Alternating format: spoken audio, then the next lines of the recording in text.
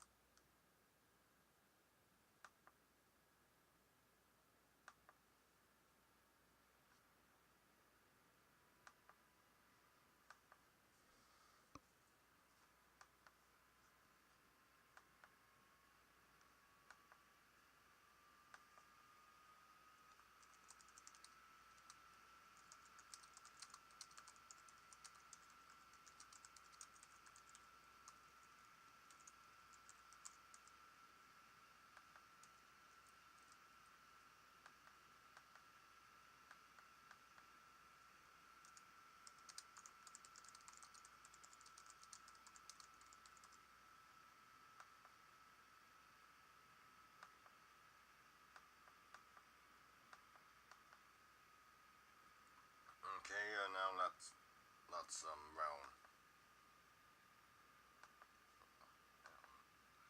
Okay, now carrying on from Tuesday. Well,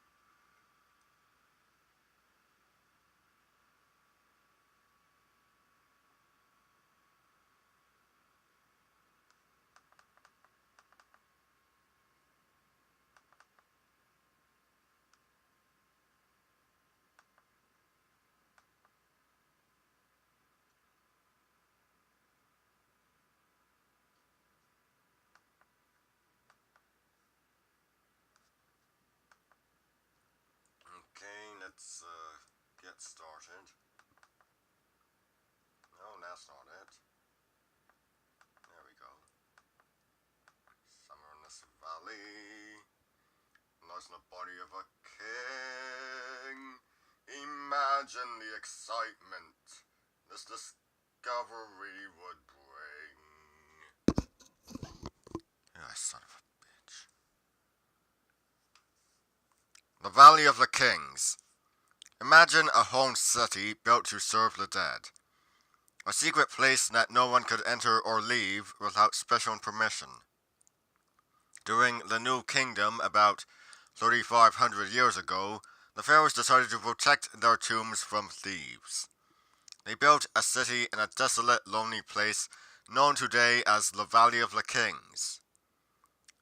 Temples and monuments rose on one side of the Nile. Across the river was a walled village full of workers who carved royal tombs deep into the desert cliffs. Excuse me.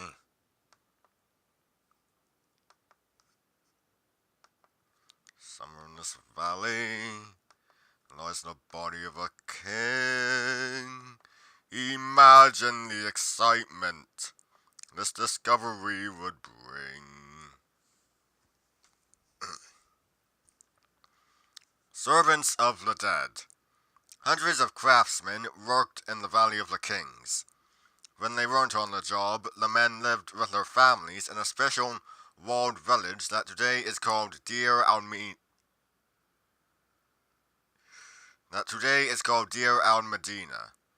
Homes in the village were small, built of bricks made from sun-dried mud.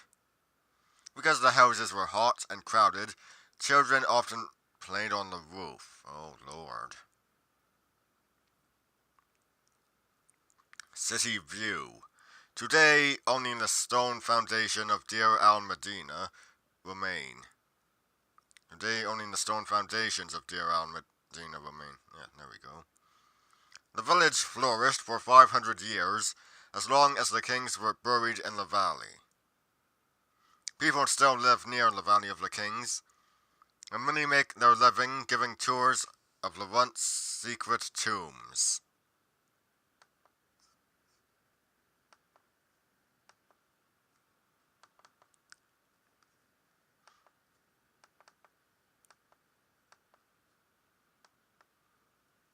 The Tomb of Tutankhamun.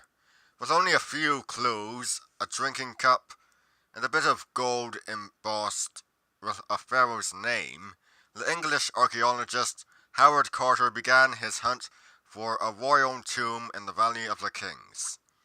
In 1922, after 6 years of digging, Carter finally uncovered the entrance to the chamber.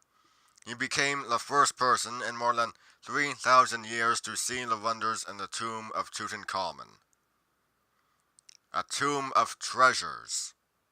Imagine standing among a pharaoh's treasures, solid gold statues, gems and jewels, and priceless wall paintings. And that's what Carter found in Tutankhamun's tomb. Dangerous discovery? Ancient legends warned that a curse would fall on anyone who disturbed a pharaoh's tomb. But secret traps and magic spells didn't stop Howard Carter. Here you can see Carter and his workers bringing items out of the tomb of Tutankhamun. Each piece was carefully numbered and catalogued before being sent to a museum.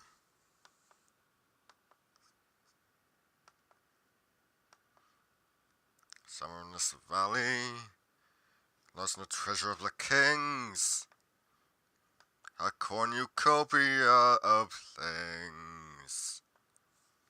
A woman pharaoh. The most magnificent tomb from the New Kingdom wasn't hidden at all. Cut deep into a cliff, this immense temple housed the tomb of Hatshepsut. Mystery surrounds this Egyptian ruler, because Hatshepsut was a woman who took the throne at a time when only men were permitted to rule. An angry stepson. How did a woman come to rule all of Egypt? When Queen Hatshepsut's husband died, his son Thutmose III should have become king. But he was just a boy, and the son of a concubine. So Hatshepsut boldly took the throne and ruled as pharaoh for more than 20 years. Many experts think that when Thutmose III finally took the throne, he was so angry that he ordered Hatshepsut's name chiseled off of every monument in Egypt.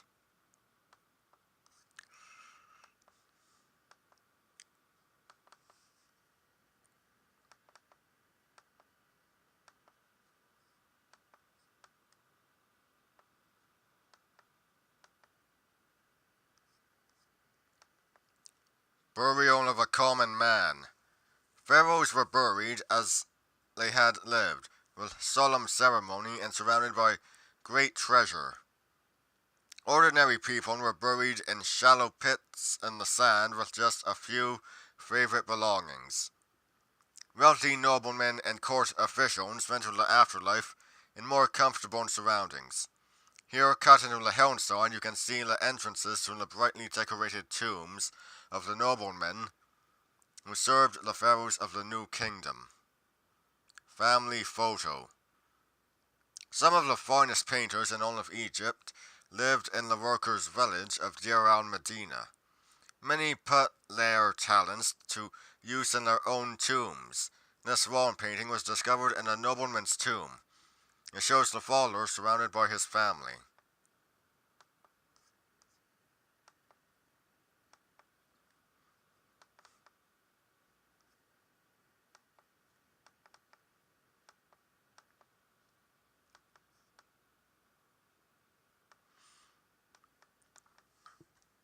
A guide for tomb travelers. Today you don't have to dig through piles of rock to find a pharaoh's tomb. A map of the Valley of the Kings guides you to the burial chambers cut deep into the desert cliffs. This map shows you all of the tombs we know about today. But do more secret burial chambers still lie hidden in the valley? No one knows for certain. Mansions for the dead. Many of the tombs are as big as mansions. To reach the chamber where the mummy was entombed, you walk down a long narrow hallway, then through several small decorated rooms that once were filled with treasures, food, and sacred objects. Wonder whose tomb that is.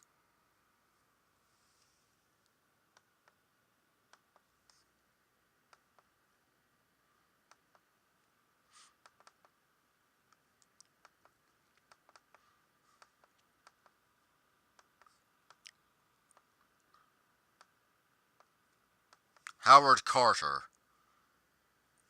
Imagine how Howard Carter felt when he finally broke through the last wall in Tutankhamun's tomb and saw the incredible riches that lay on the other side.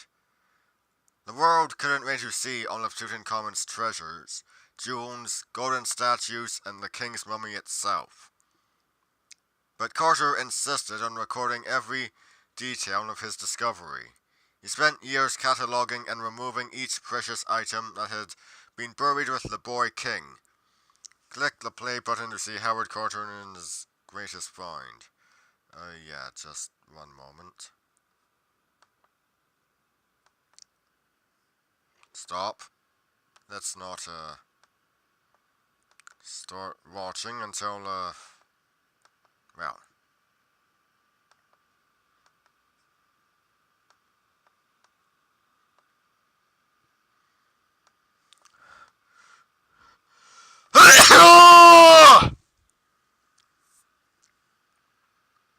I'm fine.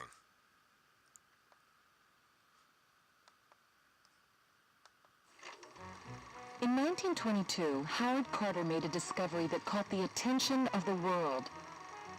After years of searching, he uncovered the tomb of King Tutankhamun, a tomb virtually untouched for more than 3,000 years.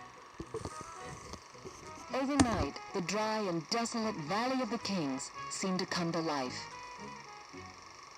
People traveled from all over the world to see what Carter and his team of experts would find in the burial chambers, and they weren't disappointed.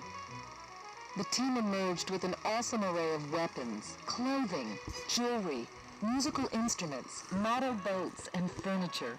It took them 10 years to bring out and catalog the cherished possessions of King Tut, who came to throne when he was only 9 years old. The discovery of Tutankhamun's tomb was a find of a lifetime and rekindled interest in ancient Egypt that lives on today.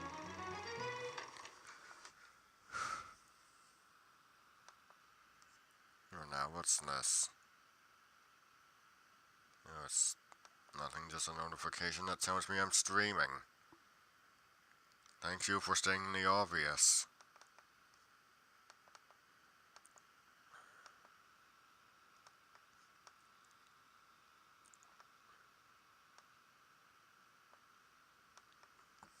Excuse me. Weapons of war. An attack by the Egyptian army began in a cloud of dust, kicked up by chariots racing across the desert. One soldier fired arrows while the driver steered the team of horses. instantly followed, marching in tight, disciplined formations. This one again. Infantry followed, marching in tight, disciplined formations. There, that's better. The foot soldiers fought brutal hand-to-hand battles with axes, spears, and swords. To survive, a soldier followed a simple rule: strike first with a crippling blow.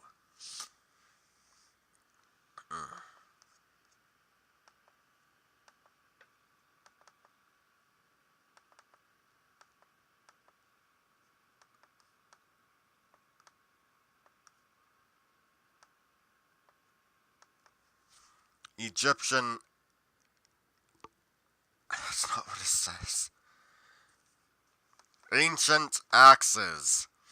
Egyptian weapons had to be sturdy and easy to handle, but light enough to carry on long marches in the desert heat.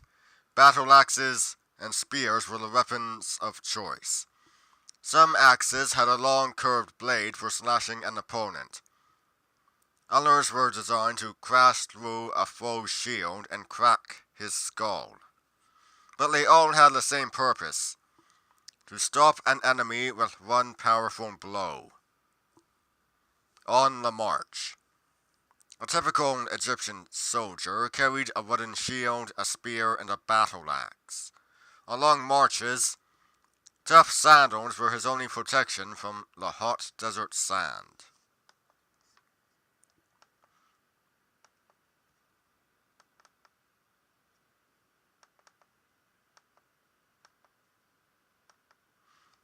Bows and arrows.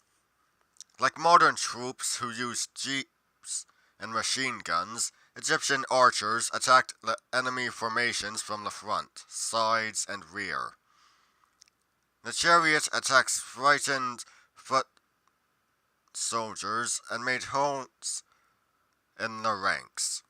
The Egyptians probably learned these brutal tactics and copied chariot designs from the Hyksos, a mysterious people who invaded Egypt from the north in about 1700 BC. Small but deadly. Archers shot arrows made of papyrus reed. At first, arrowheads were made of stone or hard wood. Later, when the Egyptians learned to work with bronze and copper, they made stronger, sharper, and more deadly metal tips.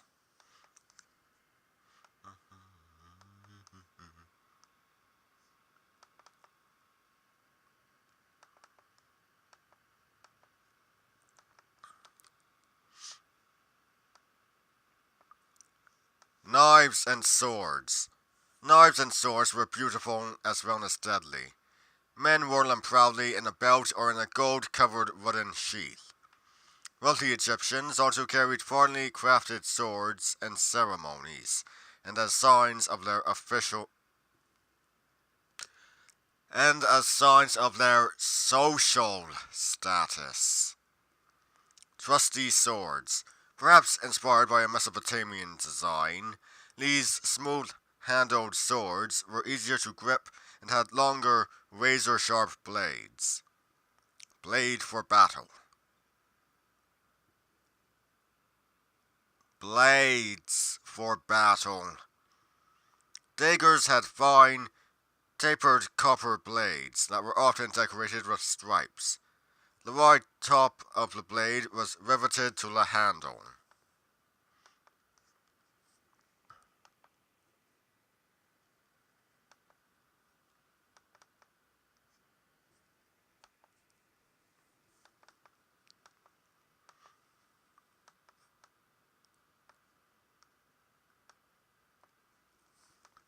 Great warriors.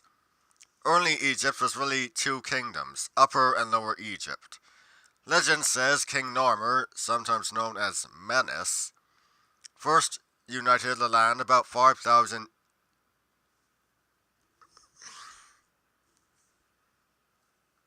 Legend says King Narmer, sometimes known as Menes, first united the lands about 5,000 years ago. This stone palette celebrates Narmer's victory over the ruler of the Nile Delta. Empire builder. He was a short man, barely over 1.5 meters tall, but Thutmose III took Egypt to new heights. Under his rule, Egypt became a vast empire that extended from the Nubian desert north into Mesopotamia, and the lands along the eastern shores of the Mediterranean Sea. Yeah, I'm not going to be looking up that sound file because, well, you guys won't really be able to hear it.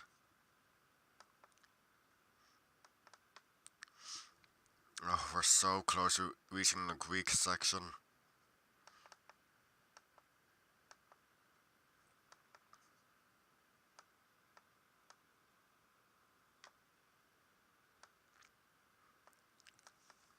Writing. Writing, the Egyptians believed, was a gift from the god Thoth. Hieroglyphs, the word we use to describe ancient Egyptian symbols, even comes from a Greek word that means sacred inscription. That idea remains strong to this day in modern Egypt. Arabic is now the official language, and Muslims believe its written form is sacred art that should honor their god Allah.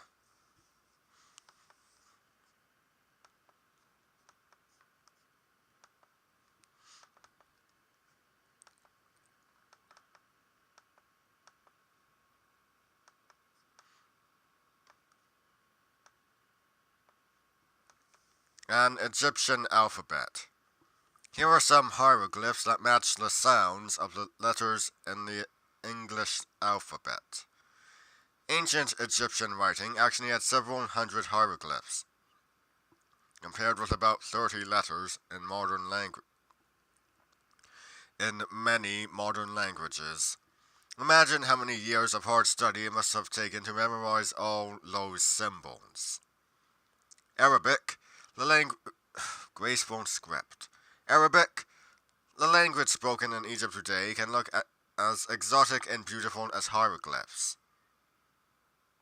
Arabic script has 28 letters, and all of them are consonants. People have to insert the vowels as they read, so the word s could be sing, sang, or sung. That's odd. I guess. I don't know. Who am I to judge?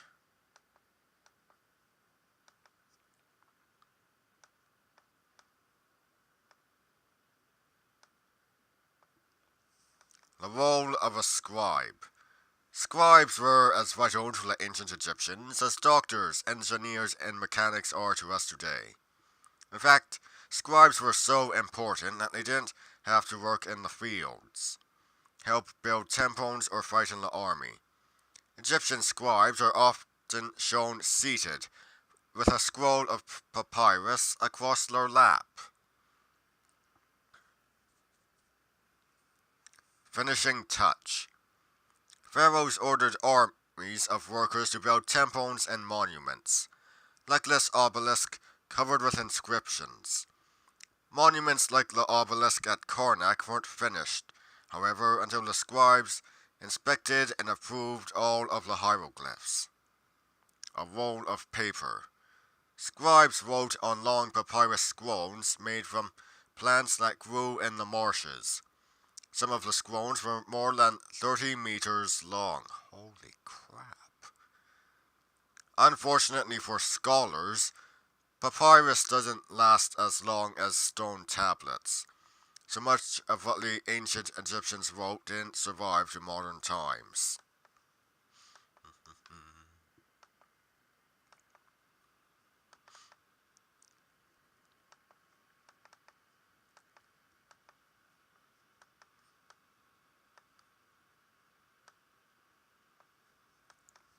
Two scripts. Fancy hieroglyphs were used to tell stories in temples and for important documents. But hieroglyphs are complicated and they can take a long time to draw. To write everyday documents, letters, reports, and contracts, scribes used a simplified style of hieroglyphs called hieratic script. Cursive hieroglyphs. Hieratic script used simplified figures instead of detailed hieroglyphs. It's a little like writing in cursive style instead of carefully printing block letters. The writing represents the same words, it just looks different.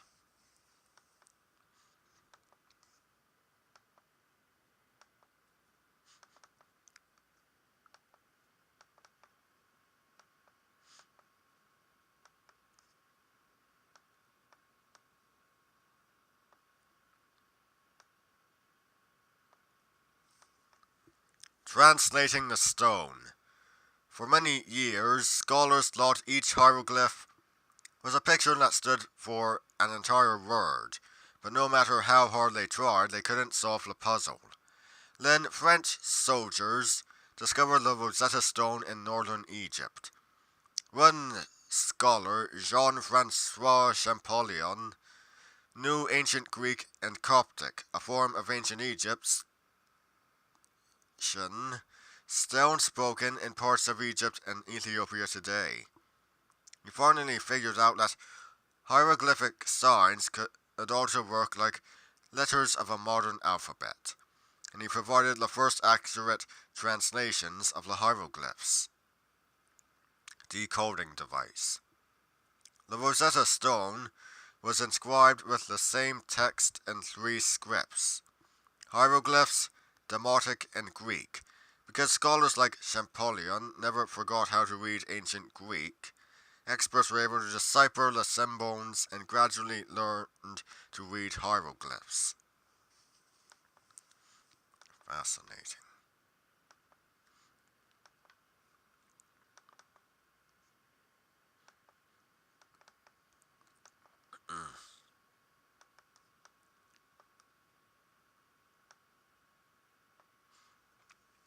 Making paper. Today, people use paper made from wood pulp. The ancient Egyptians had paper too, but layers came from a plant called papyrus. Papyrus was so important in Egyptian life that the columns of the hypostyle hall at Karnak were made to look like papyrus stalks. Click the play button to see how papyrus was made into paper. Will do. Just let me find the... Oh, there it is. No, don't start yet. Not yet.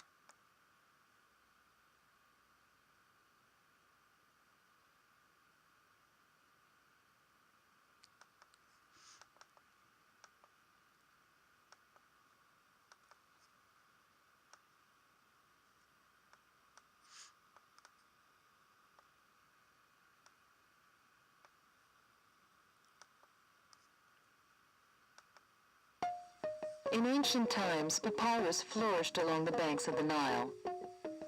Egyptians used it to make many things: huts, boats, rope, and this paper, which has lasted for thousands of years. To make paper, Egyptians arranged strips of the papyrus in 2 layers. Then they pounded the layers flat with a mallet. Eventually, the sap from the papyrus welded the strips together. Papyrus sheets are amazingly strong. The stories recorded on them have helped to keep the history of Egypt alive. Well, that was short, wasn't it? Right, going on.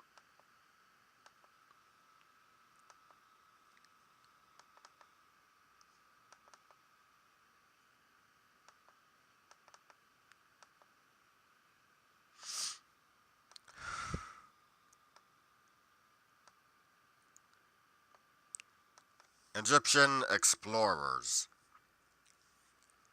Protected by vast deserts, most Egyptians were happy to stay close to the life-giving Nile. Only warriors and traders left the river valley. From distant lands, explorers brought back salt and exotic spices, rare trees, and strange animals. Some bold pharaohs led armies of conquest and returned from battle with slaves, treasure, and tribute.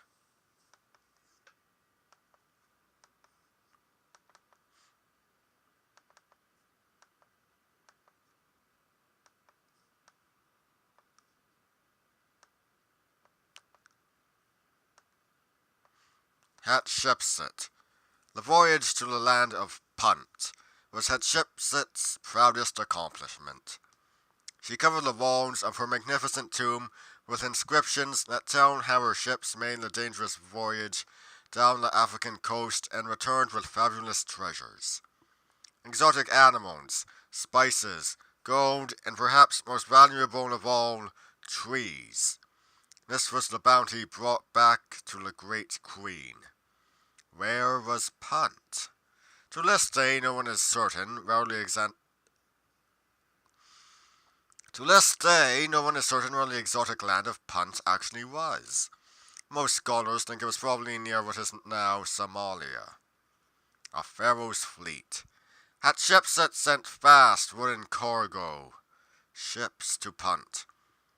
Thick ropes wrapped around the wooden hulls strengthened the vessel for the long, dangerous trip through stormy waters.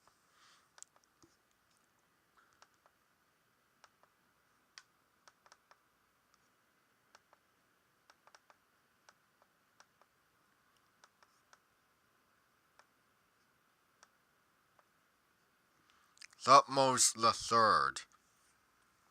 In a series of military campaigns that lasted more than 20 years, Thutmose III led the Egyptian army through treacherous mountain passes and across vast deserts. In his most famous victory, the first battle fully recorded in history, Thutmose III captured Megiddo, a city in northern Palestine. His troops seized more than 2,000 horses from the enemy. A pharaoh's empire. Thutmose III turned the land of the pharaohs into an empire. Leading his troops from his royal chariot, he captured territory from the Sinai to Syria. A conqueror's weapons. With its chariots, bows and arrows, battle axes and spears, Thutmose III's army rolled over its opponents. Under his command, it became one of the most feared and respected armies in the ancient world.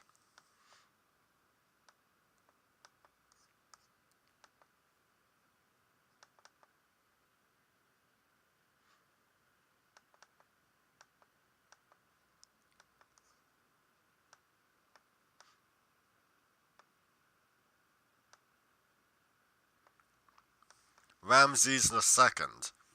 No pharaoh built more monuments than Ramses II. Inscriptions on his temple told of his great victory at the Battle of Kadesh, but in reality, Ramses II barely escaped from the fight. Hittite spies tricked him into attacking before all of his troops were ready. The battle ended with the signing of what may have been the first peace treaty in history. But the peace didn't last long.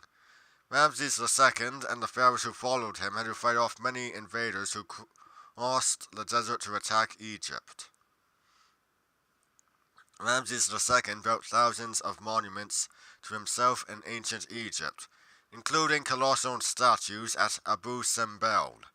These giants stood beside the Nile for thousands of years, but in the 1960s, flooding caused by a new dam threatened the temple. To save the monuments, experts cut them into pieces and reassembled the statues high on a nearby cliff. And that is it for the ancient Egyptian section. We now enter Greece.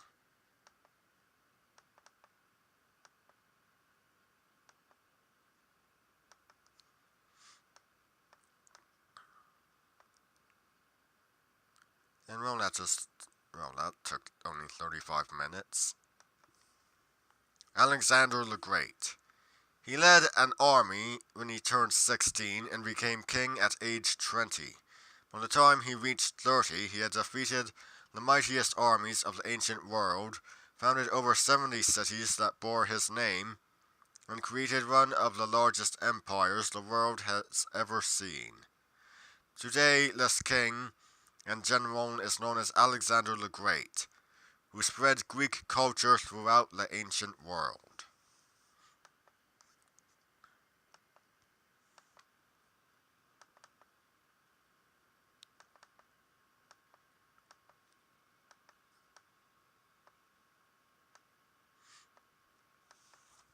Advanced weapons. It took the Mycenaean army 10 years to break through the thick walls of Troy.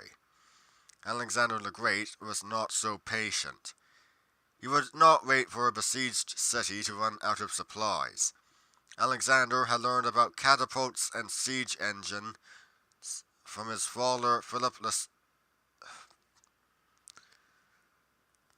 of Macedon, and he did not hesitate to use these weapons against any city that refused to surrender.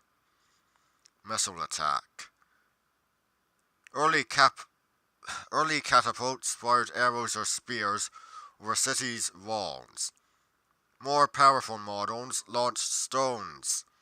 Sometimes the battering rams of siege engines would smash through gates or walls, leaving holes for attackers to pour through.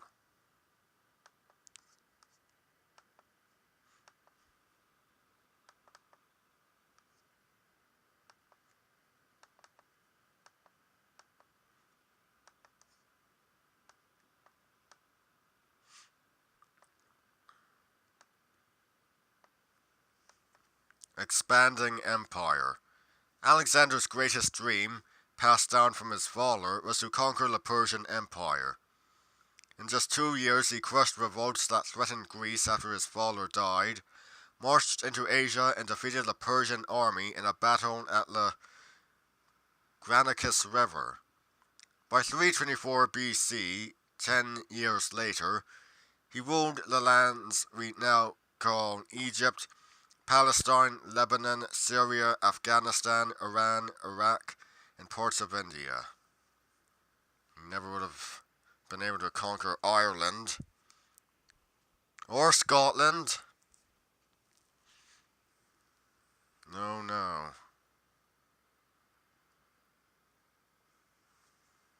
He never would have been able to conquer the most civilized people of the ancient world.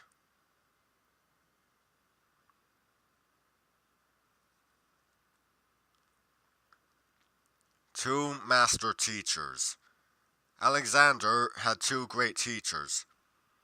His father and the Greek philosopher Aristotle. From his father, he learned the arts of warfare and leadership. From Aristotle, he learned logic, politics, and literature. Legend said Alexander always slept with a copy of the Iliad and a dagger under his pillow at night. Then and now. Many countries now occupy the region once ruled by Alexander the Great. Not gonna click the button because it's not gonna do anything.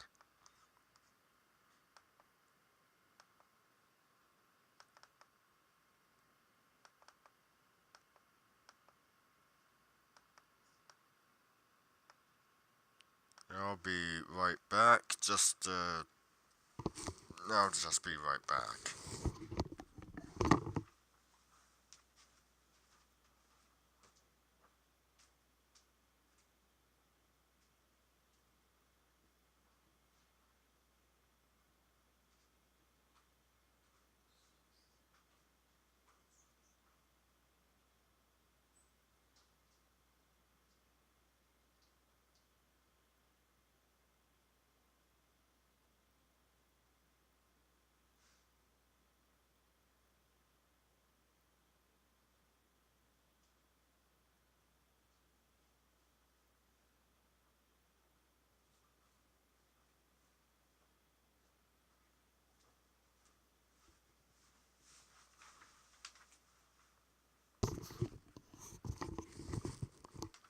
Yes, carrying on.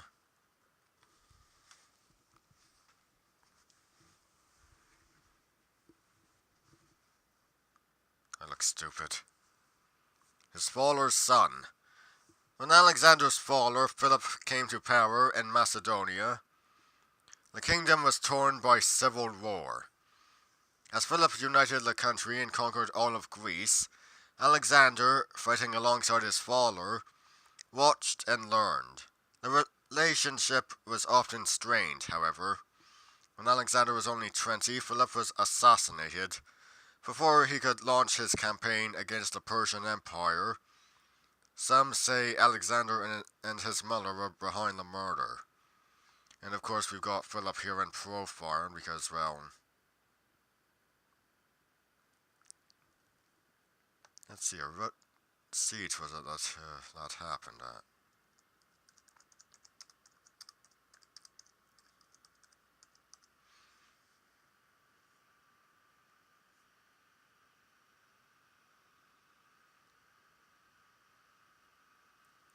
Oh yes, during the siege of Methone, he was injured in his eye and it was later removed surgically, so really, at some point he only had one eye.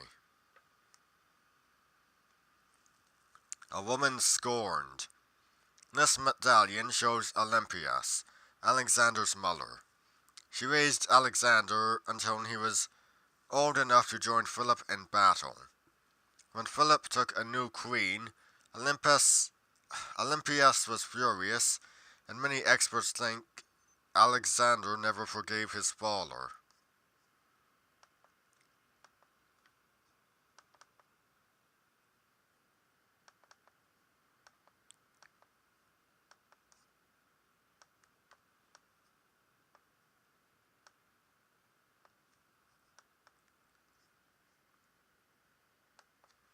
New military strategies. The phalanx was the basic Greek fighting unit. About 8 rows of men standing shoulder to shoulder, locked their shields and marched directly at the enemy. Troops depended on long spears.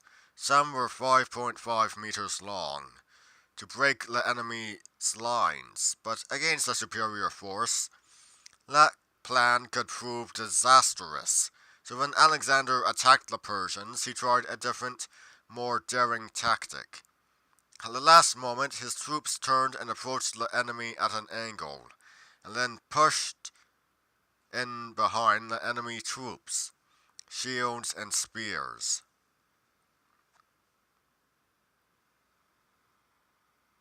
Swift attack. Alexander also used cavalry to break up a unit. Mounted soldiers attacked the enemy's weakest side, clearing the way for foot soldiers to attack.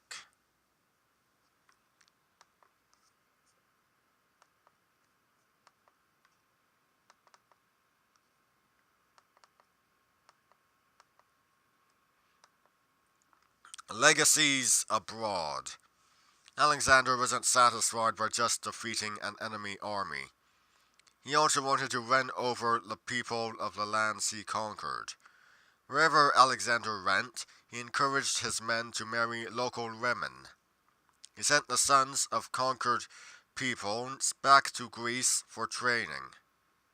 When these boys came home, they returned with Greek ideas and customs. Long after Alexander's death, Greek influence remained throughout the ancient world. A Greek wonder, the city of Alexandria in Egypt became the greatest of all the Alexandrias in the ancient world. Scholars and scientists worked in its famous museum and library.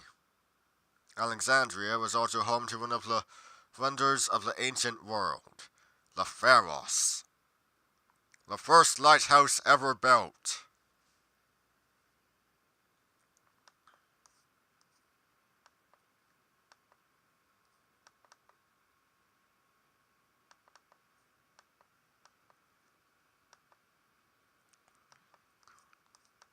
Persian conquest. The great king Darius ruled the Persian Empire, which stretched from Asia Minor to the border of India.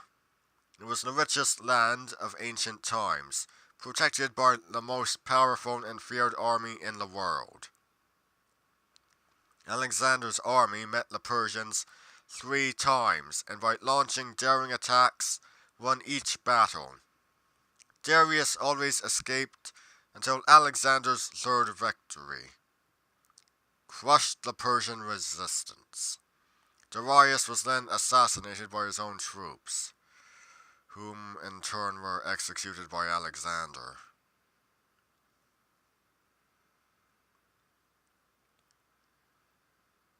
Yeah, that's actually what happened. He actually did execute the troops that assassinated his rival. He actually viewed them as what they were, traitors. That's really something. Certainly shows that he had some standards. A fateful meeting. This mosaic shows a Roman interpretation of the last battle between Alexander galloping from the left on horseback and Darius fleeing in his chariot. I quite enjoy the movie that has Richard Burton as Alexander.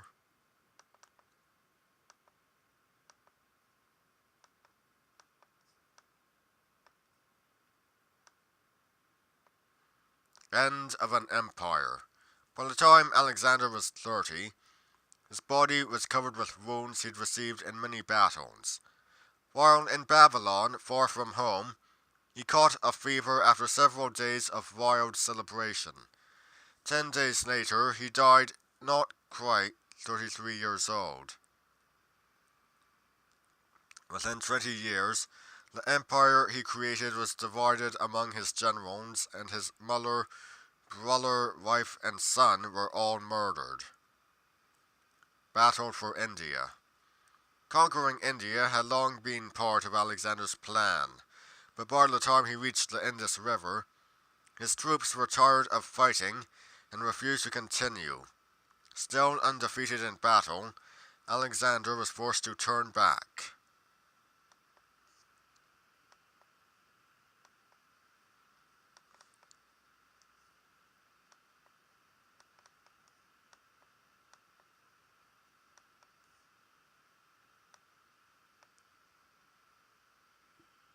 Oh, this is just a repeat. Never mind.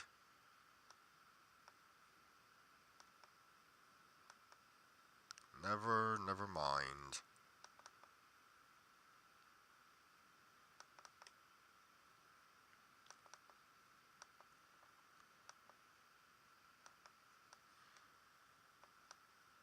Battles of Ancient Greece. Warfare was a normal part of Greek life. In Athens, all men between the ages of 18 and 20 served as soldiers. In Sparta, where boys began military training at age 7, men spent most of their lives in the military. Every Greek soldier provided his own equipment, and rank depended on social status. Rich men could afford horses and armor. Poorer soldiers served as archers or stone throwers. The rich didn't get all the advantages, however. The best equipped men stood at the front of the battle lines and faced the greatest danger.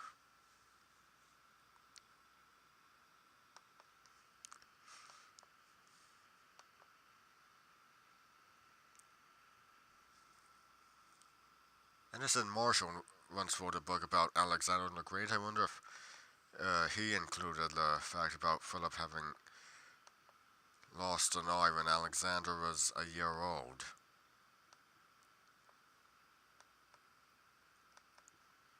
The Persian threat. King Cyrus turned a small tribe of wanderers into one of the greatest empires of the ancient world. His powerful army so frightened some opponents that they simply gave up without a fight. But to the people he conquered, Cyrus was a just and kindly king. He allowed them to practice their religions and did not destroy the cities he captured. Later kings expanded the Persian Empire by conquering Egypt. In fact, the Persians did not suffer a defeat until King Darius I tried to conquer mainland Greece. If you know who Xerxes is, then who Xerxes I is, well then he was the son of Darius I. How the Persians fought.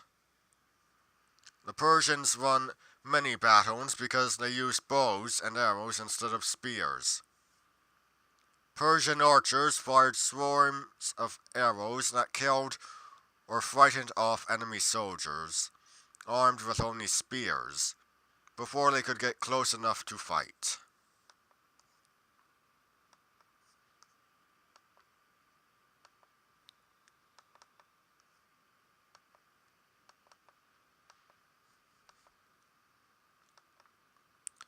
The Battle of Marathon. In 490 BC, the Persian king Darius I sent an army to capture Greece. At a place called Marathon, more than 30,000 Persian soldiers marching towards Athens met a Greek army of only 10,000 men. Excuse me. It should have been an easy victory for the Persians, but the determined and brave Greeks stretched their lines across the narrow valley where the armies had converged and put their weakest formation in the center. Then they charged the Persian lines at a run. When the Persians attacked the center, two Greek rings of soldiers closed on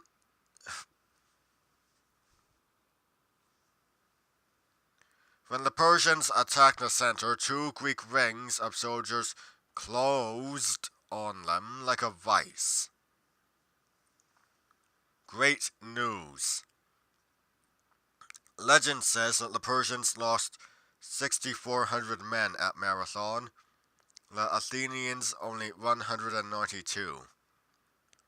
A messenger ran 41.9 kilometers to Athens with the news of the Greek victory. Today, races of this distance are still called marathons.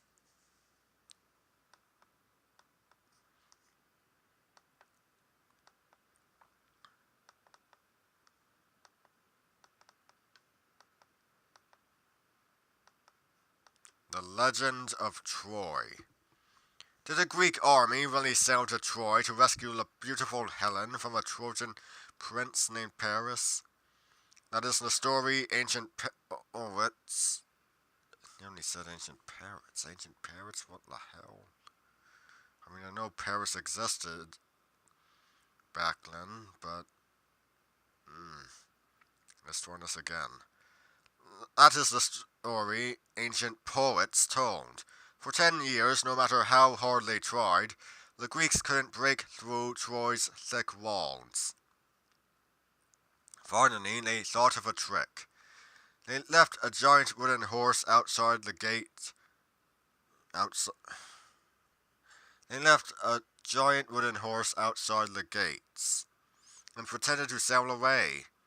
The Trojans thought the horse was a tribute from a defeated army and brought it inside.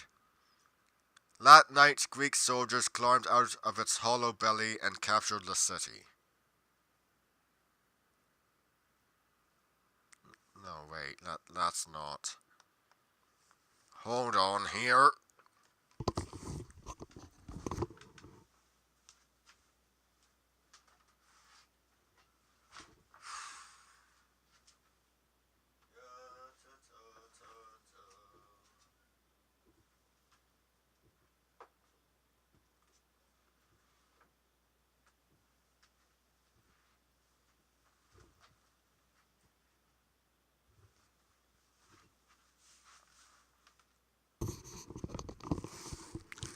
Okay, let's see here.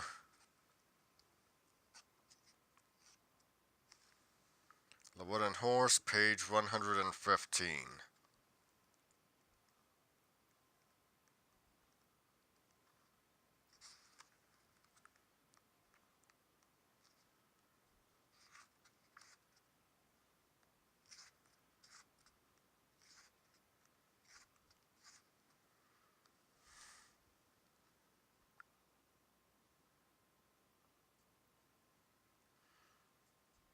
Okay, morning dawn over the windy plain of Troy. Yeah.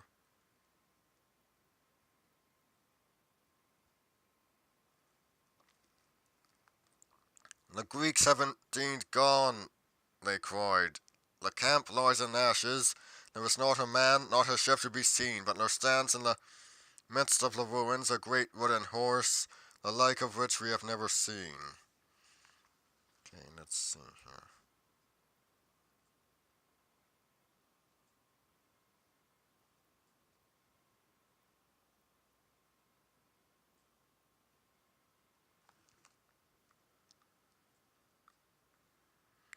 And now they could see letters of gold inscribed on the horse's side. For their return home, the Greeks dedicate this thank offering to Athena.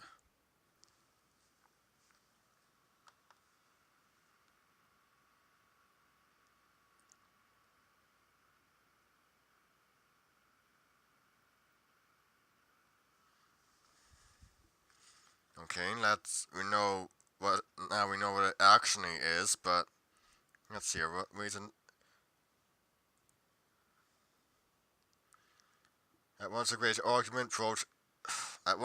argument broke out among the Trojans as to what should be done with the horse. It is a gift to Athena, cried one chief, so let us take it into Troy and place it in her temple. No, no, cried another, rather let us fling it into the sea. The arguments grew fierce, many wished to destroy it, but more to keep it as a memorial of the war, and Priam favored this course. Okay, so let's carry on. Then Laocoon, the priest, a man of violent temper, who had already insulted Poseidon, the immortal lord of the sea, by failing to offer him his due sacrifices, rushed up, crying, "Wretched men, are you mad? Do you not realize that the Greeks have made this? May it not be some cunning engine devised by that evil creature Odysseus to break down our walls or spy into our houses? There is something guileful about it, I am certain. And I warn you, Trojans, not to trust this horse. Whatever it is, I fear the Greeks most when they make us gifts."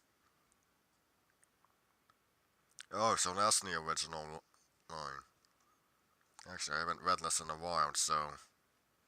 So saying, Laocoon hurled his spear at the horse, and there came from it a strange clash and clang of metal.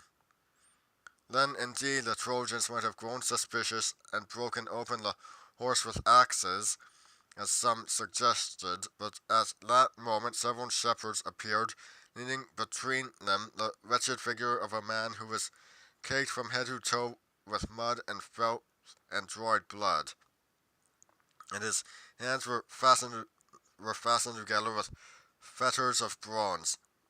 "Great king of Troy," he gasped, "save me, pity me, I am a Greek. I excuse me. I am a Greek, I confess it, but no man among you can hate the Greeks as I do, and it is within my power to make Troy safe forever." "Speak," said Priam briefly.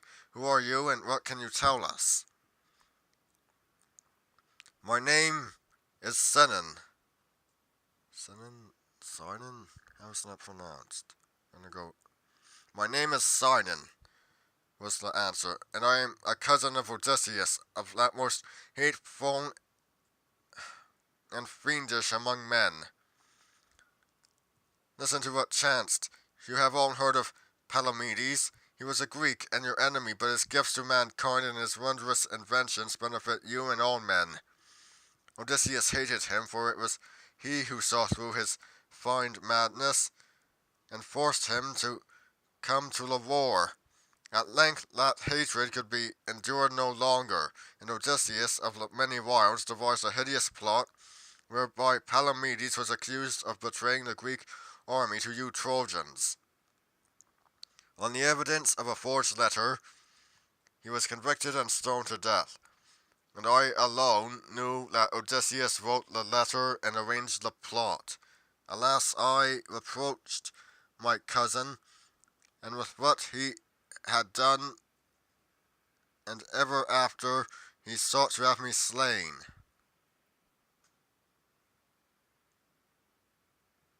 Okay, let's just skip all of this. And Priam and the other Trojan Lords consulted together, and many of them were minded to believe Sidon, but others still doubted. While fate hung in the balance, there came two serpents out of the sea, and made for the altar where Laocoon had retired with his two sons to offer for the sacrifice of the sea lord Poseidon.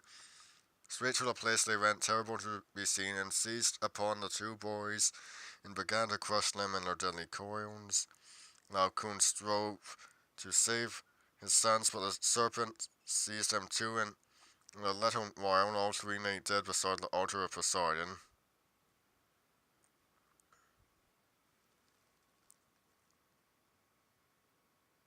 Wait, hold on.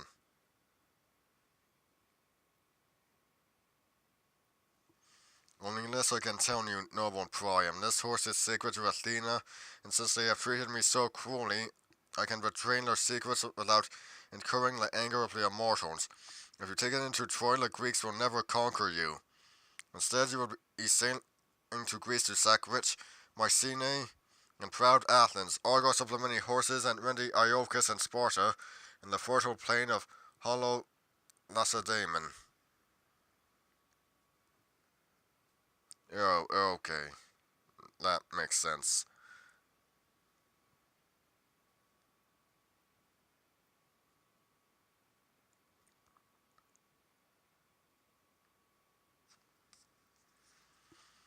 Okay, so that's an error right here.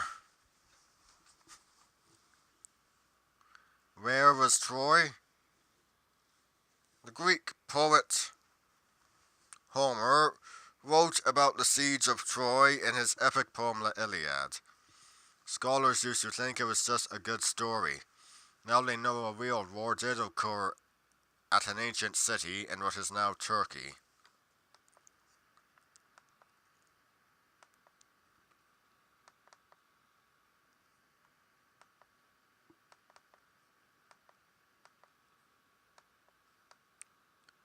The Peloponnesian War.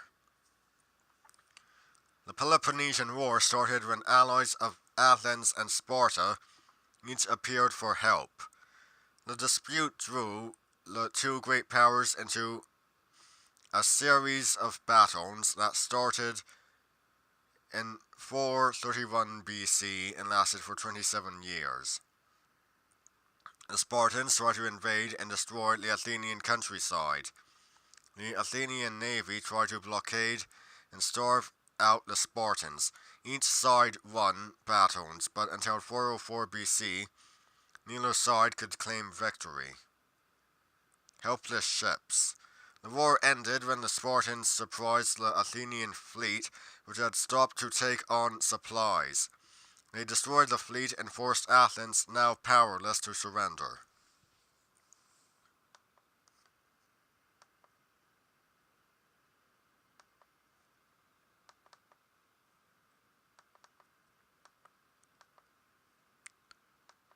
Father and son soldiers. Alexander the Great is famous for conquering most of the known world, but many scholars now believe his father, Philip II, was the greater general. Philip united Macedonia after a bitter civil war. Then he built up an army and conquered the rest of Greece. Later, Alexander led the army across deserts and mountains, extending Philip's kingdom across the Middle East and into Africa and India. If Philip hadn't been assassinated, he'd probably be called Philip the Great. Macedonia and Athens. The Peloponnesian War weakened Athens, Sparta, and the other city-states that became involved in the conflict. They were easy targets for Philip, who became the first king to rule all of Greece.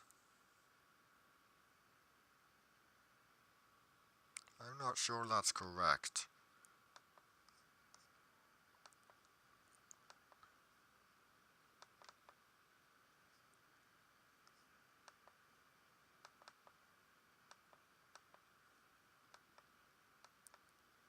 Great military leaders. Great leaders can't be just brave and strong, they must be intelligent and ruthless as well. They know what they want to accomplish, devise a plan to reach their goals, and inspire others to follow them. These qualities flourished in ancient Greece, which produced some of the greatest military leaders in history and in legend. Alexander the Great. Although he was only 20 when he took command of the Greek army, Alexander went on to crush the Persian Empire, capturing Egypt and went territory stretching to the border of India. He was a fearless warrior who fought side by side with his men. Pericles. Not all battles are fought in the field. Pericles, a soldier and a politician, knew the Athenian army was no match for the Spartans in the Peloponnesian War.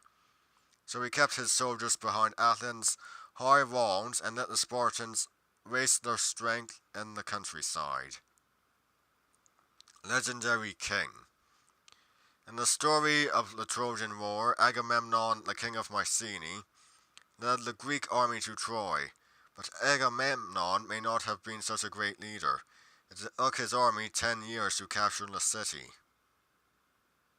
Well, yeah, that was the basic prophecy that was made.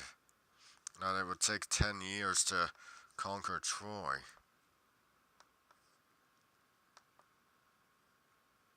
Of course, technically it wasn't conquest. That's what's going on there.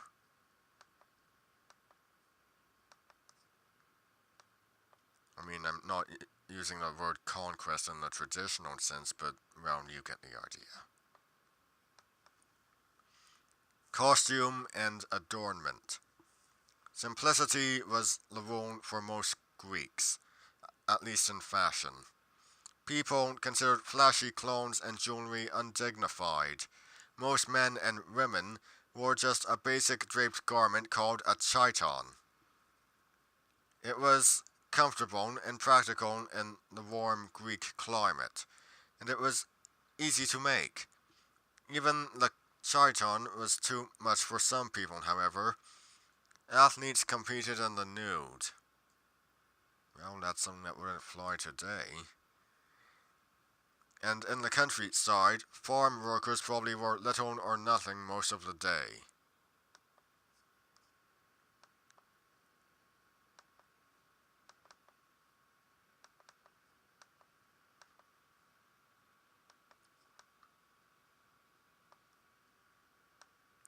Minoan costume. The Minoans of Crete favored colorful, fancy clothes and hairstyles. Wall paintings found in the palace of Knossos show that men wore loincloths under short skirts, kilts, while women wore long gathered dresses with the tops cut away. Both men and women kept their hair long, and the women often arranged theirs in elaborate hairstyles. Archaeologists think this figure represents a kindly household deity. She wears the style of clothing popular with women at the Minoan court.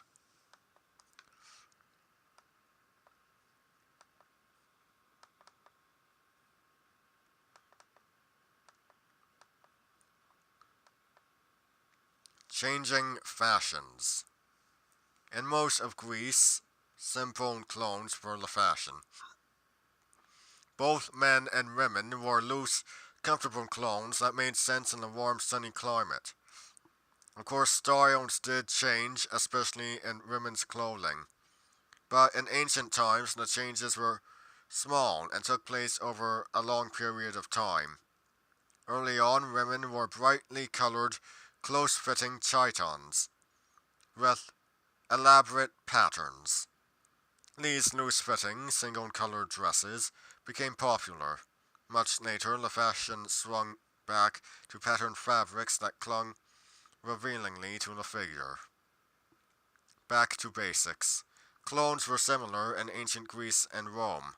A light wool garment was all that most people needed or wanted to wear. Egyptians probably wore very little, if any, clothing, except when they got dressed up for a ceremony or party.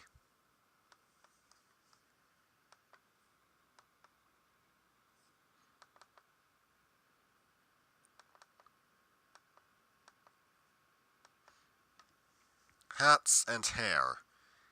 Hairstyles changed as slowly as clothing styles in ancient times. For centuries, Greek women wore their hair down, held back by a simple band. Later, during the Golden Age of Greece, women used ribbons, nets, and scarves to hold their hair up. By the Hellenistic period, women curled their hair before putting it up. But up or down, long hair was always in fashion. Only slaves and women in mourning cut their hair short. Portable shade. When they went outside, most people in Greece wore hats to protect themselves from the sun. Their hats were made of wool, fox pelts, or straw. If a woman didn't have a hat, she wore a veil or pulled her cloak up over her head.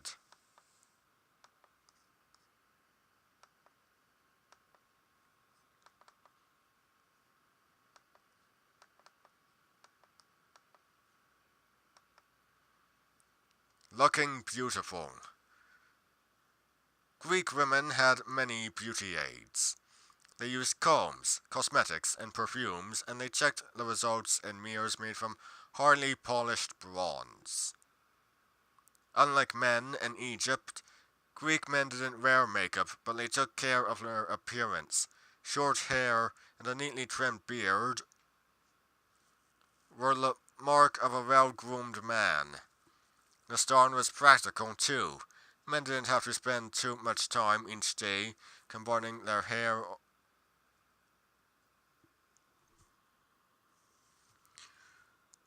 Men didn't have to spend too much time each day combing their hair or shaving. Divine image. This mirror stand is in the form of a goddess, probably Aphrodite, the goddess of love and beauty. Around the stand, a woman would have placed her many combs, hair ribbons, cosmetics, and perfume bottles.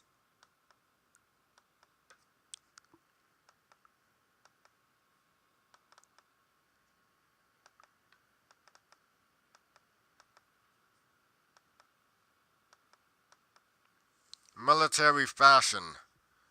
From the time of Alexander, Greek soldiers fought in tight ranks called phalanxes, and their main weapon was a long spear.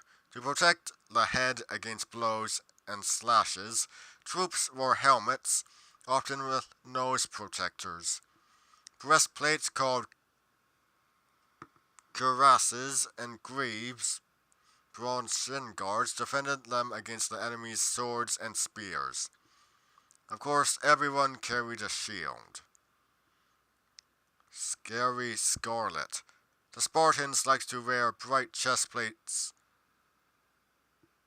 That's not what it says.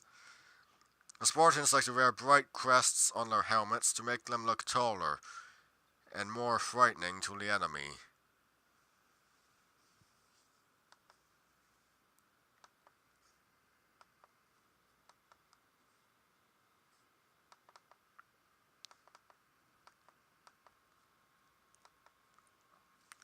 Family attire. Most Greeks wore clothing made from homespun wool.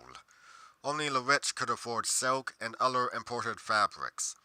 Both men and women wore chitons, women's garments came down to the floor, while the men's ended just below the knee. Children wore clothing similar to their parents, but probably had short tunics that allowed them to move freely. Sometimes people added a simple cloak called a hemateon. Hematian. Could check the glossary. Actually, yeah, let's check out the glossary.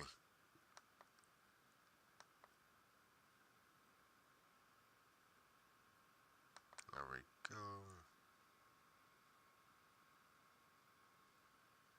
I don't know what I'm like. Yeah, let's just forget about the glossary. Forget about the glossary.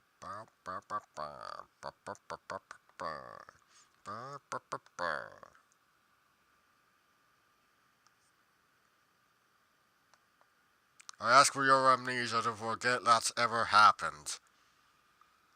Sometimes people added a simple cloak called a hemation. Younger men often forgot about the chiton and wore just a hemation draped over their shoulder and around their hips. Basic footwear. Everyone went barefoot indoors. People put on leather sandals only when they went out. Even soldiers had only open-toed leather boots to protect their feet on long, forced marches over bad terrain.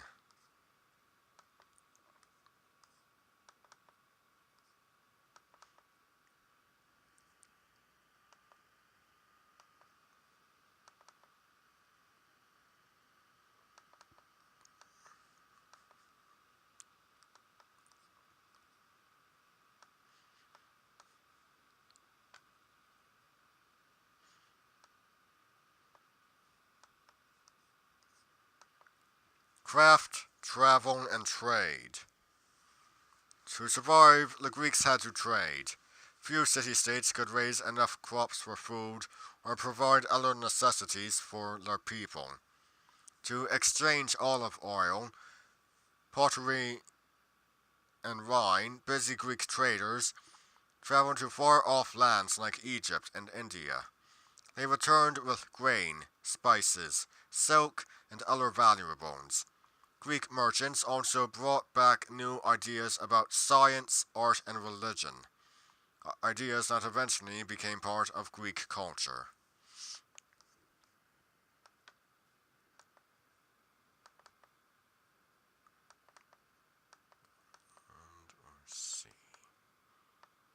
By land or sea. A business trip in ancient times wasn't easy. Bandits and never-ending battles made land travel dangerous. Merchants struggled along rough roads, usually on foot. Only the wealthy could afford horses, so most travelers had to lead donkeys and mules, and they covered only a few kilometers each day. Merchants counted themselves lucky to even have simple carts to carry themselves and their wares. Shipping out. Almost every Greek town had a harbor, so it was often easier to travel by boat. In fact, Homer called the sea a highway, but storms and pirates made sea travel risky too.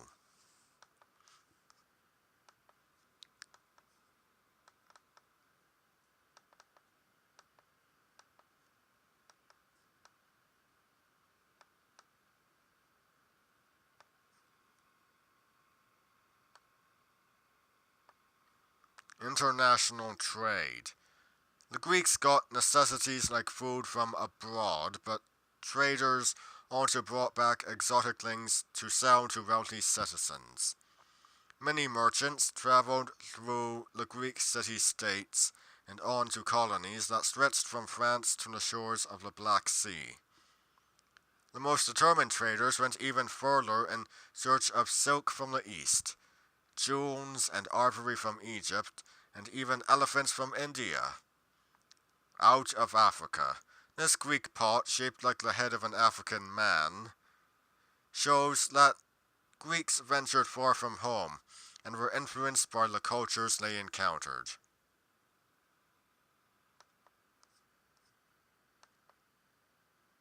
I don't know, that almost looks like it borders on caricature. Offensive caricature. But then again, it probably would have been considered offensive back in ancient Greece.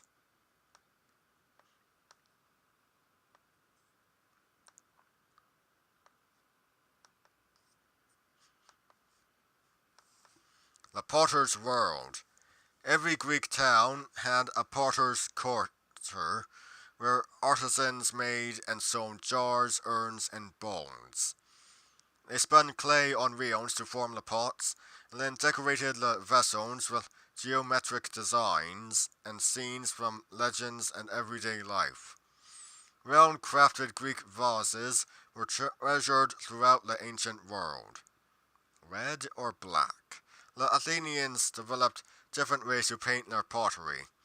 At first, they painted black figures on red clay, then they painted the pot black and then carved the design so it would stand out in red. Even today, Greek artists often use ancient designs and techniques to make pottery.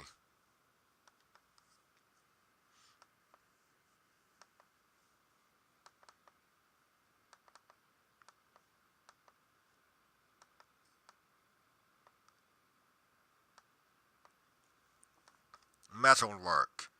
Metalworkers in Athens had their own area near the temple of Hephaestus, the blacksmith god. There, craftsmen transformed silver and gold into jewelry, bronze into armor and statues, and iron into swords, shields, and other weapons. Hot stuff. This vase painting shows a blacksmith at work. His furnace is a bright shaft fueled with charcoal after removing a hot metal lump with his tongs. He pounds it into shape. Zeus or Poseidon. No one knows which god this bronze statue represents. Did the statue once hold a thunderbolt like Zeus, or a trident, the symbol of Poseidon? Well, chat, which do you think? Oh, of course, it's just me to keep an eye on chat, so I don't really have anyone to ask. Well, Brian, what do you think? Well, Brian, I'm not sure. Great discussion. Well, that was the corniest thing ever. Trade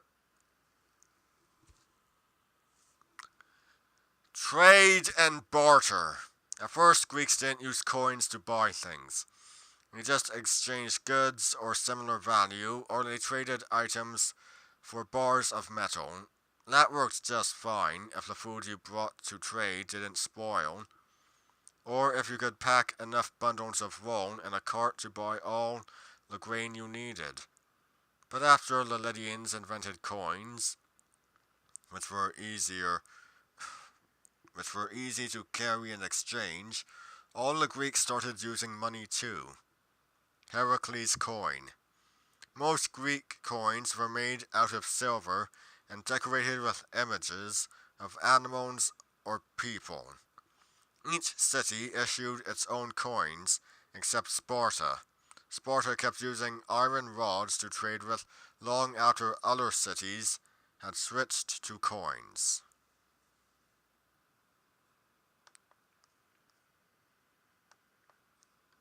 Well, looks like Sparta was certainly behind.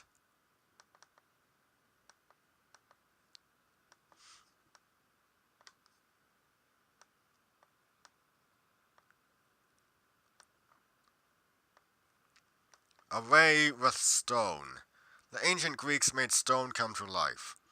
Every temple held an imposing statue of the god it served, painted stone figures of important people, watched over town squares. This one again. Painted stone figures of important people and watched over town squares. The Greeks even decorated homes and marked graves with lifelike sculptures. One temple had columns shaped like young women to hold up the roof. Part of that temple stone stands, and the young women look very realistic, right down to the folds in their dresses. Caught in action. Later Greek artists showed people in the middle of an action, such as this athlete who's about to throw a discus. Walk like an Egyptian. The earliest Greek sculpture looked a lot like Egyptian art. This statue of a youth is stiff and formal, with its left leg forward and its arms at its sides.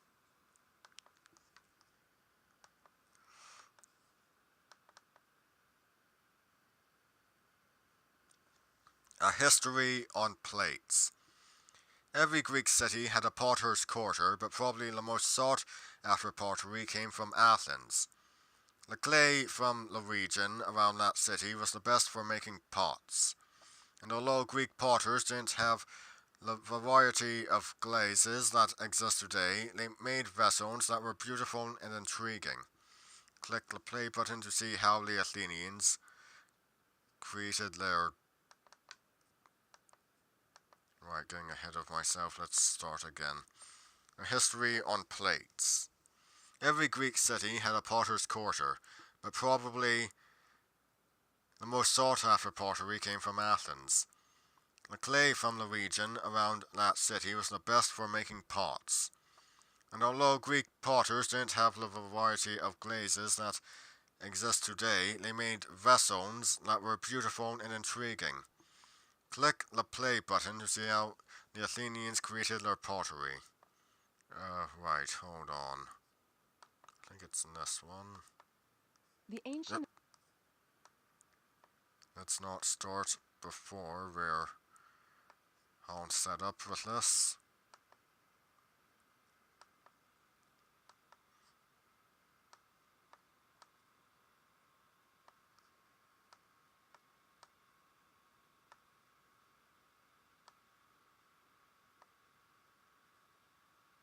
There we go.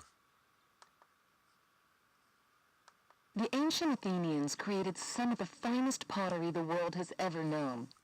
To ancient craftsmen, these clay forms were more than just plates and water jugs. They were like canvases for painting. On such everyday objects, the artists told legends of warriors and gods. But painting on pots is different than painting on canvas. Color comes from glazes, watered-down clay. The Athenians had some of the finest clay in the Mediterranean. When fired, it turned brick red, but they had only one color of glaze, black. Still, with just this simple combination of black and red, they created grand works of art. Artisans decorated pottery in several stages. First, they painted a thin coating of watered-down clay over the whole pot to prepare the surface. Then they used a thicker glaze to paint the figures and designs. When fired in an airtight environment, the iron oxide in the clay turned black. But when air was admitted, the clay reverted to a lighter color. The parts painted with the thicker solution lightened more slowly than the rest of the pot. After the pot cooled, artists scratched or painted on additional details. They often added white and occasionally a little purple to their designs. This vase was created in the black figure style. The figures were painted with thick clay. The red color of the clay was allowed to come through in the background. Later, artists reversed the black figure style. They painted most of the pot with thick clay solution and left the figures red. Only fine details of the figure were painted in black. This is called the red figure style. You can try to copy the techniques that the Greeks used to decorate vases. All you need is a sheet of red paper and a black marker. To draw in the black figure style, outline a figure. Then fill it in with black. Leave red lines showing to add detail to the drawing. To draw in the red figure style, outline a figure in black and fill in the background, leaving the figure red. Then add fine details in black. The Greeks took great care finishing their work, so be sure to add decorative patterns around the body and neck of the vase. Greek vases came in many shapes and sizes. Their decorations tell us a lot about life in the ancient world. But more important, they tell us a lot about how the Greeks saw the world and the beauty they found in ordinary pitchers and plates.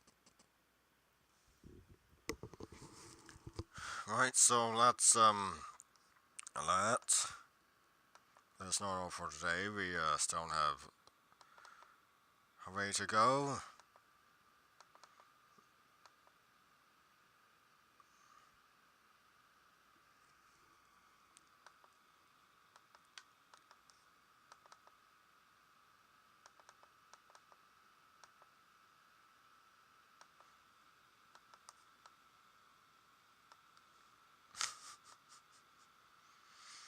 I'm sorry, I was just thinking of something.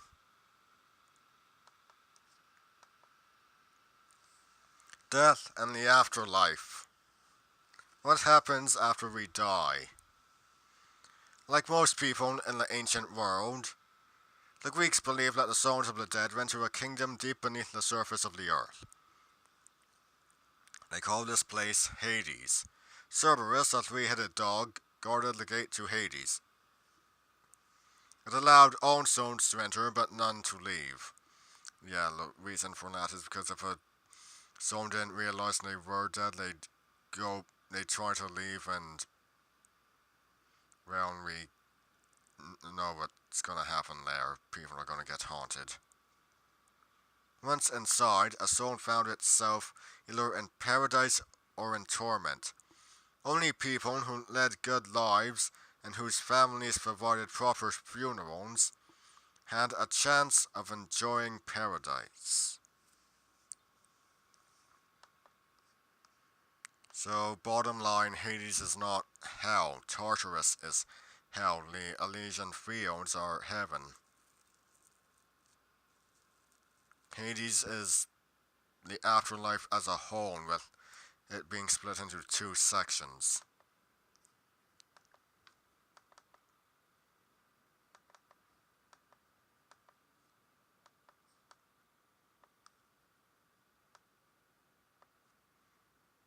Tombs and treasures. Unlike the Egyptians, the Greeks didn't think preserving the body was important. They just wanted to make sure the soul didn't wander away and get lost. Normally, they sealed the body in a sarcophagus and buried it. But if this was not possible, 3 handfuls of dirt thrown over the body would keep the soul from wandering. Many families also left food, clothing, and flasks of oil called lekythoi as offerings to the dead and for the soul to use in the afterlife. A king's burial. Coffins were often decorated with scenes from the dead person's life. This sarcophagus is covered with carvings that show the life and battles of Alexander the Great.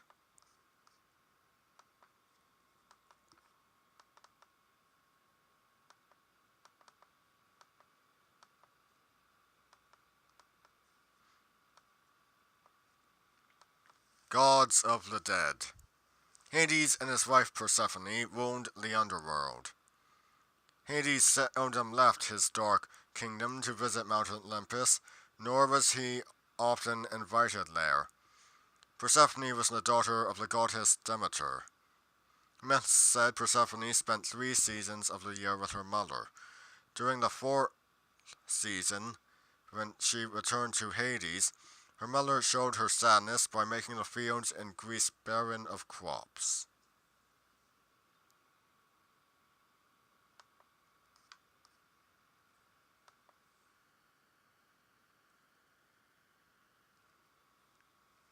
Oh, that's a scab off my toe.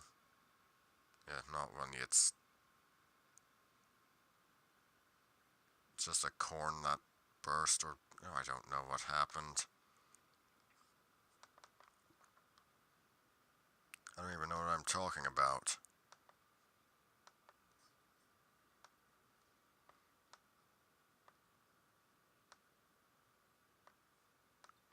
Inflated sack of skin that I just removed. Sailing to the afterlife. It wasn't easy to reach the underworld. First, Hermes, the messenger god, escorted the soul to one of the secret entrances. Then the soul had to wait on the banks of the river Styx for a ferry to take it across. The ferryman Charon charged a single coin. To pay him, families left a coin in the corpse's mouth. If the soul arrived with no money, it was condemned to wander forever, lost on the banks of the Styx. Final journey. Like the Greeks, the Egyptians believed that the soul's journey into the afterlife began with a boat ride. The Egyptians sailed the bodies of their kings along the Nile to their tombs.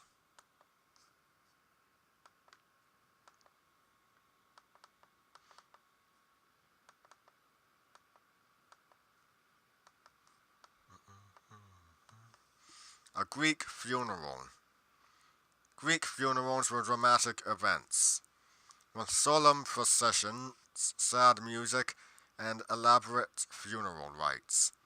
Grieving women cut their hair and scratched their cheeks until blood ran. Oh my lord.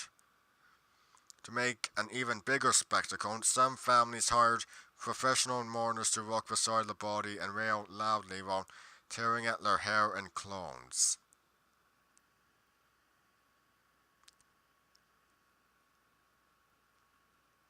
Moving on. Remembering the dead. Sometimes graves were marked with carved and painted marble tombstones. This marker might have been the tombstone of a shoemaker, since it shows a man holding a foot in his hand.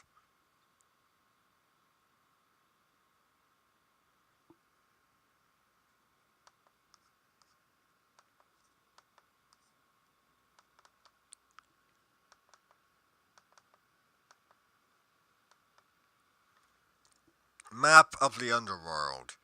When new souls reached the underworld, they were judged and sent down one of three roads. The first path led to the Asphodel Fields, a dull and cheerless place. It was filled with the souls of people who had been neither very good nor very bad. The second road led to the Punishment Field, where evil souls suffered terrible torments. Only the purest souls could follow the third road. This led to the Elysian Fields, a land of constant daylight where games, music, and revelry never ended. Our heroes end. In early Greek mythology, the Elysian Fields did not exist. The earliest Greeks believed that everyone, even heroes, went to the Asphodel Fields. The only pleasure a hero received there came from libations of blood poured for him by his living relatives. Yes, Alex, hello. What? Yes, Alex, I love you too.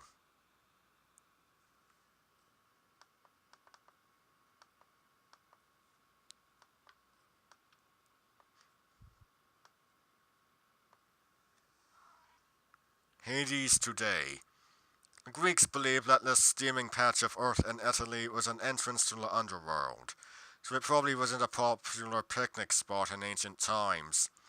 But today, lots of people come here to enjoy the natural steam baths, and nobody worries about being accidentally carried off into the kingdom of the dead.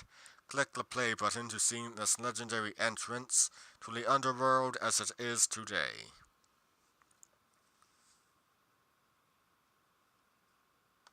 Zoned out there. Just a moment, I'll pull up the video. Oh.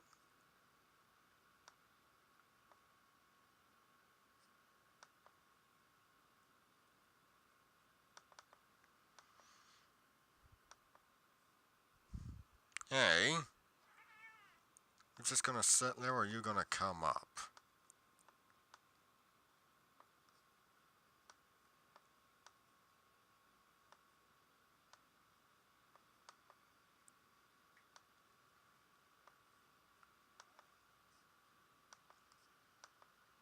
What would you think if you saw steam rising from the earth? Some ancient Greeks believed this bubbling earth near the Italian city of Naples marked an entrance to the underworld, a land called Hades. Legend said a god named Hades and his wife Persephone ruled the underworld, a shadowy place where the spirits of the dead spent eternity. The real cause of the bubbling was, and still is, Mount Vesuvius, one of the world's most famous active volcanoes. Today, people still visit this spot where the earth sputters and steams. Of course, now they're not looking for the gates to the underworld. They're enjoying a gift from Vesuvius, relaxing in steam baths created by the hot earth.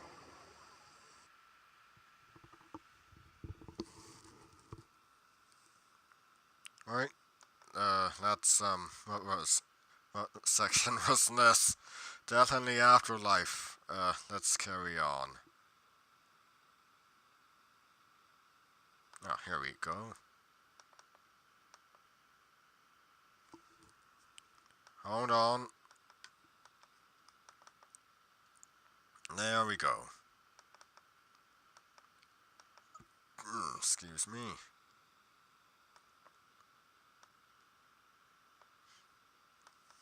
Drama and theaters.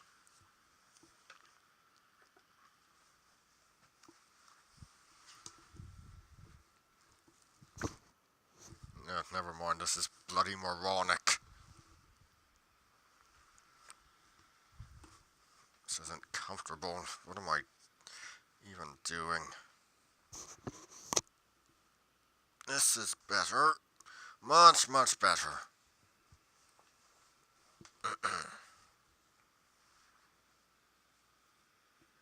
This is nice, very nice. Every important town in Greece had a theater, or watching place, where people went to see plays, which were originally part of religious festivals. In early times, a chorus of performers sang and danced to special songs.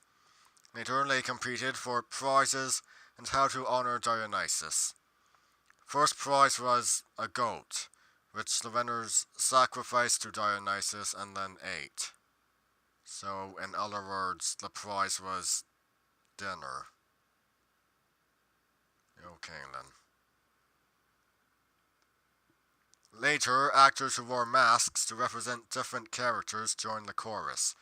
They performed a new type of play called a tragedy, which means goat song in ancient Greek. Okay.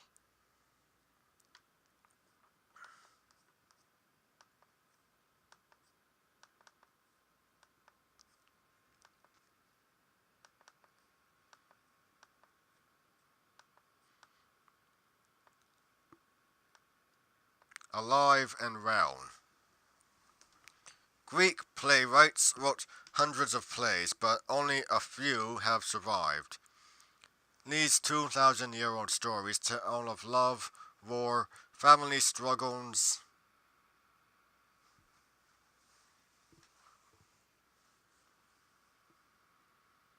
murder, and justice. Universal themes that people from every era have understood. The ancient Greeks even gave most of the terms we use in theater today, and plays are still presented according to the basic model developed by the Greeks.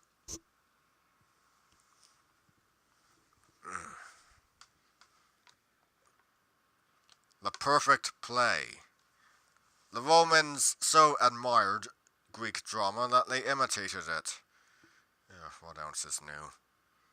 Roman writers not only followed the Greek model for a play, but even lifted entire scenes from Greek plays to use in their own works.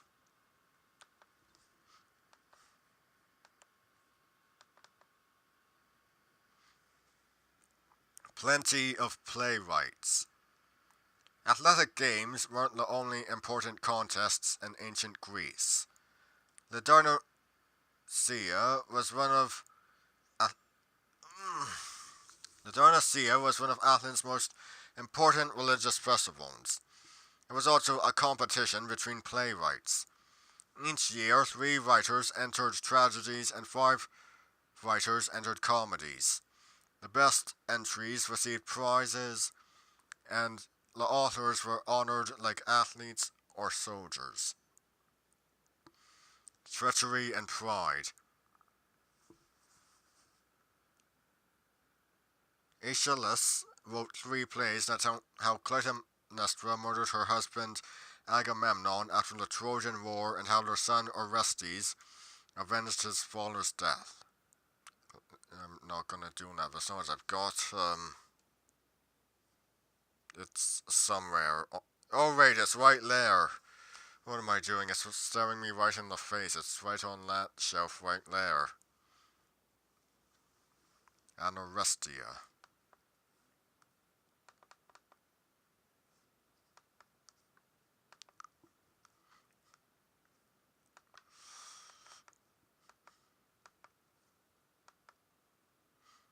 A woman's role.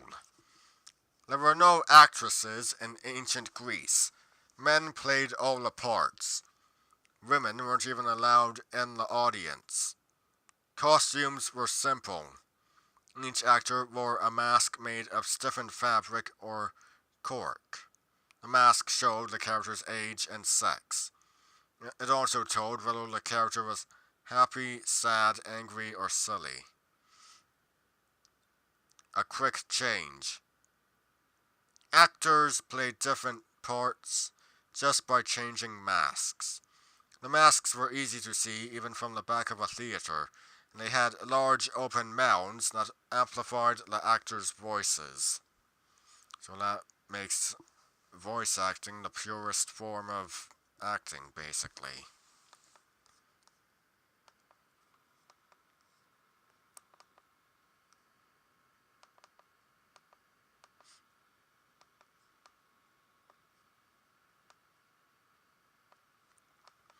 Dramatic legacy.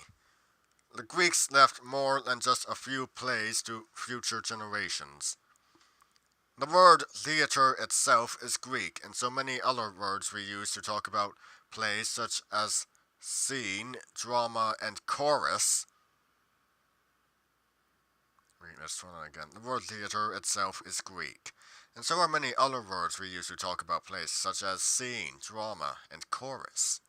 The philosopher Aristotle defined tragedy and comedy, and he set down rules for dramatic writing that playwrights have followed for centuries. Good therapy. Aristotle believed that drama is good for people because it helps them release their own emotions by feeling sorry or fearful for the characters in a play.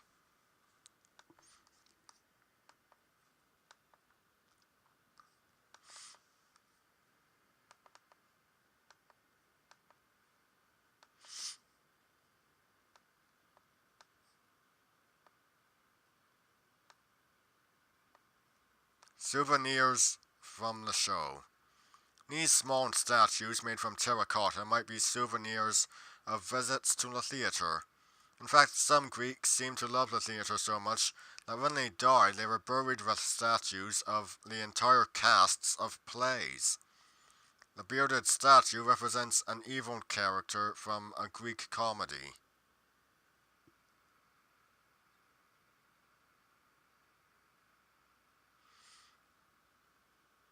Heavenly Muse.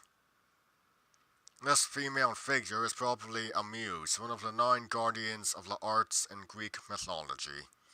The muse watched over history.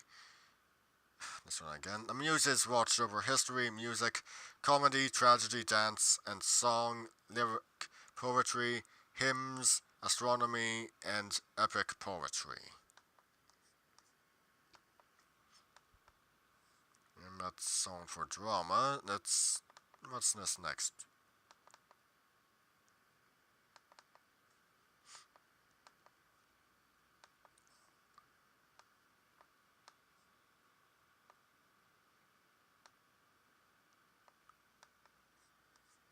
Greek expansion.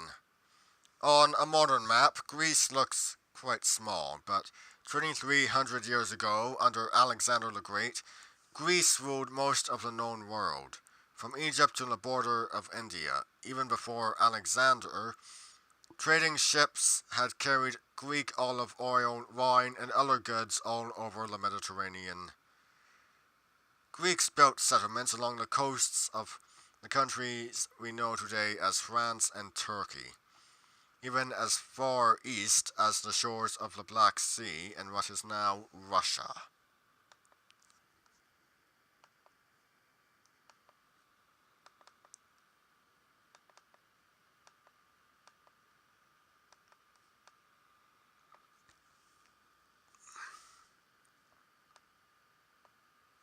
The Greeks in Egypt. Long before the rise of Athens, Minoans and Mycenaeans.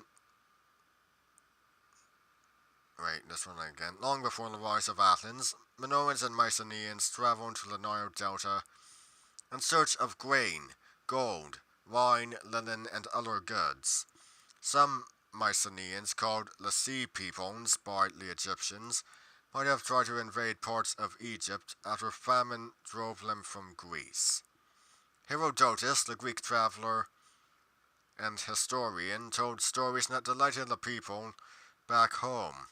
He wrote about the pyramids and strange animals like the hippopotamus that lived along the Nile. The glory of Alexandria.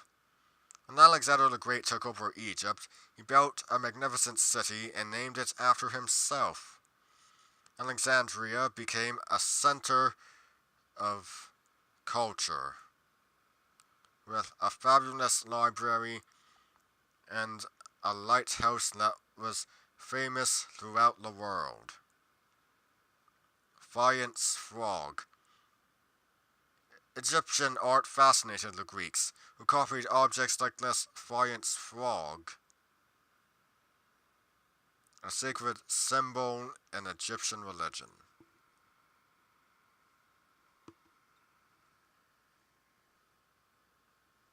Is there anyone who can actually tell that is? Who am I talking to? I'm the only one in chat to keep an eye on chat.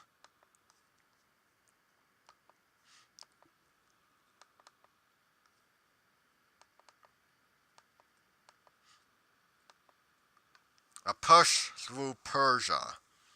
Alexander the Great ruled Greece, but he wanted more. To push east, however, he had to first face the Persian Empire. King Cyrus and his son Cambyses had built the most powerful army in the ancient world and conquered Babylon, what is now Afghanistan, Egypt, and much of Asia Minor. For almost 200 years, the Persians ruled this vast empire until Alexander defeated Darius III and realized his dream of conquering the Persian Empire. Empire builder. Under Darius I, the Persian Empire grew into a wealthy, powerful civilization with detailed laws, a postal service, and an elaborate system of money.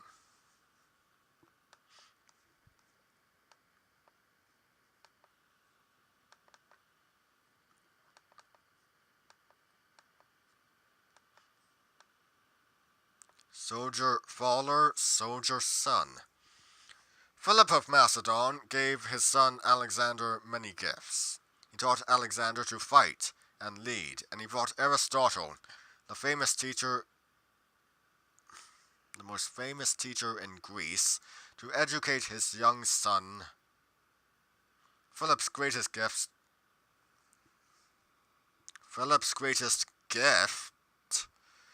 to Alexander, however, was the Macedonian army. Philip organized, trained, and tested the troops that Alexander later led against the Persian Empire. The Great Conqueror. Alexander inherited the Greek throne and army, but he had to win the rest of the world on his own. In just 11 years, he swept east, defeated Darius III 3 times, and conquered the Persian Empire.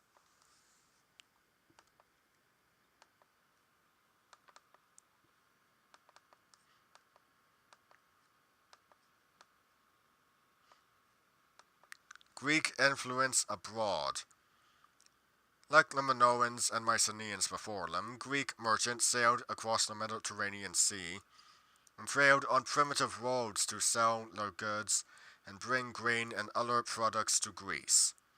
As the Greek population increased and needed more food, people colonized new lands, spreading the Greek way of life throughout the ancient world and bringing foreign customs back to Greece. Today, archaeologists still find Athenian coins far from that ancient city, proving how far people traveled. Greek mummies. Many Greeks settled in Egypt and adopted the Egyptian custom of preserving dead bodies. Some Greek mummies wore plaster mummy masks. Others had painted mummy masks like this one. After death, the masks were placed on the sarcophagus, but until then they hung as portraits in the houses of the living.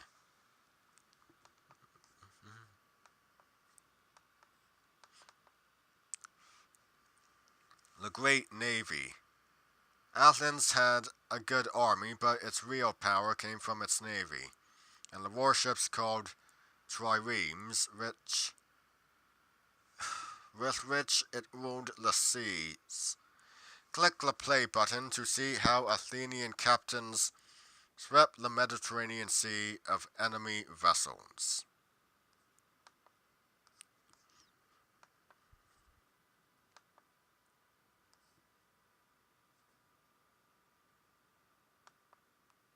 I do believe it is this. The Greeks built Yeah, it's this one. Just a moment.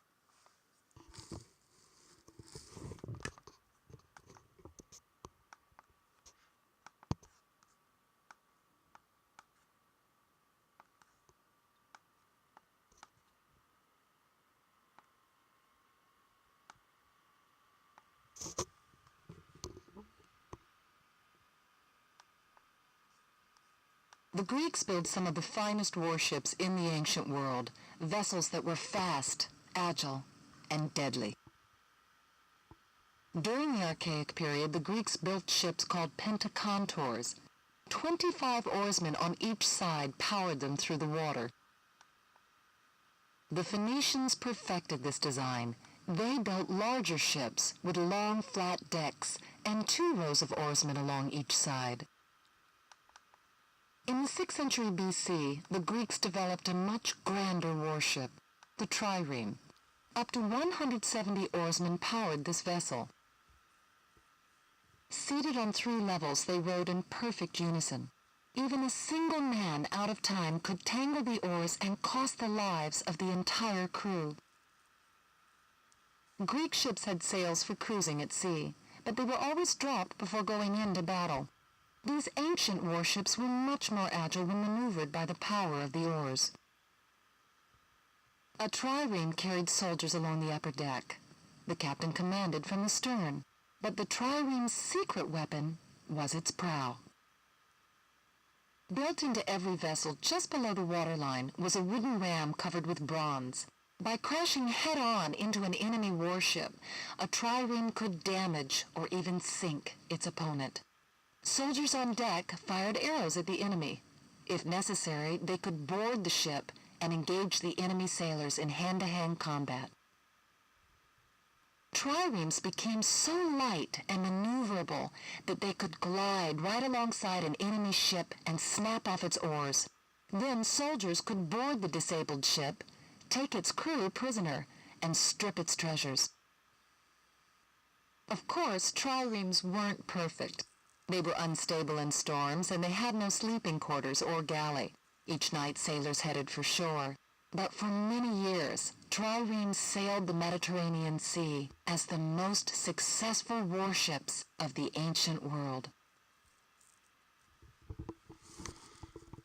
Well, that's certainly fascinating. Well, we carry on.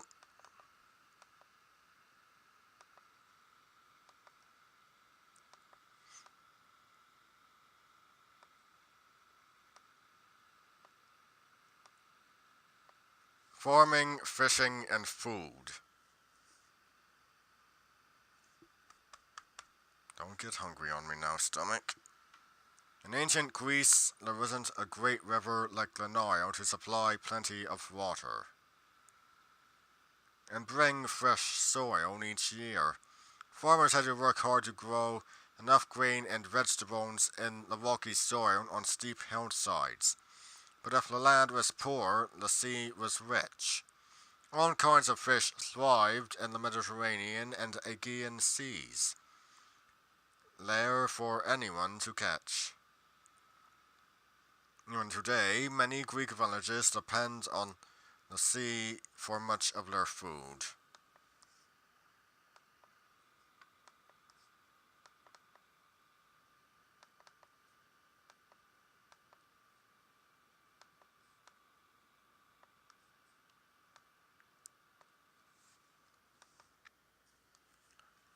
Olives for breakfast, olives for lunch. Oh God, I hate olives. Most crops were hard to raise in Greece, but olive trees grew abundantly.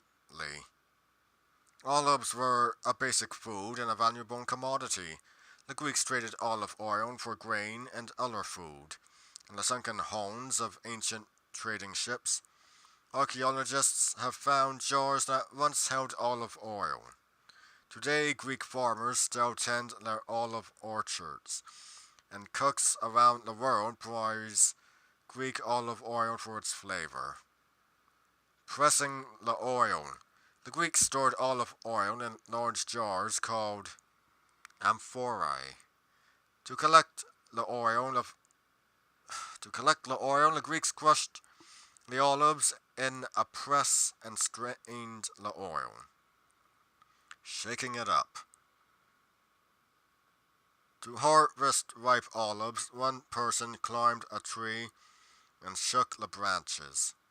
Other people beat the branches with sticks and gathered the fruit that fell to the ground.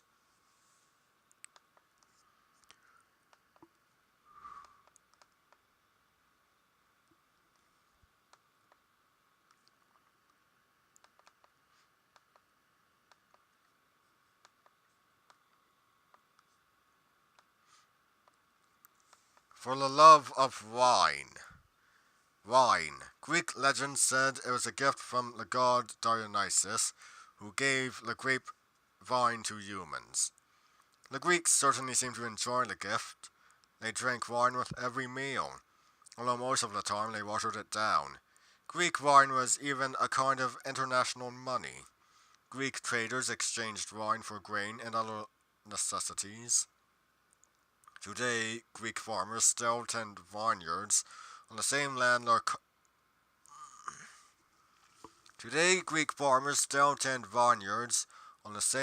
their ancestors cultivated thousands of years ago. Drink up.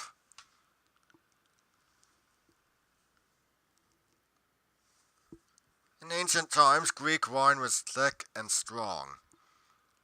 Before serving it, people strained the liquid and then mixed it with water. That's an interesting looking wine cup.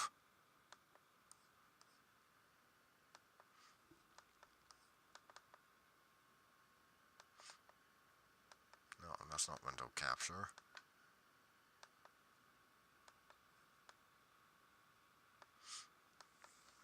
Treasures of the sea. The ancient Greeks built most of their towns and villages near the best source of food, the sea.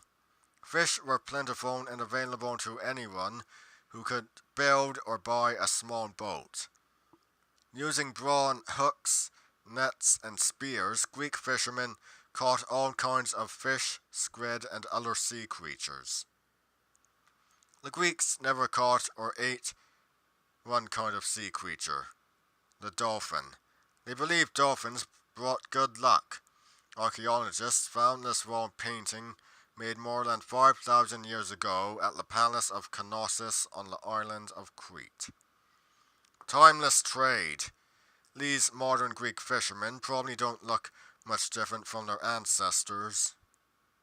Like the fishermen shown in ancient art, they fish from small boats by casting large nets into the sea. The more things change, the more they stay the same.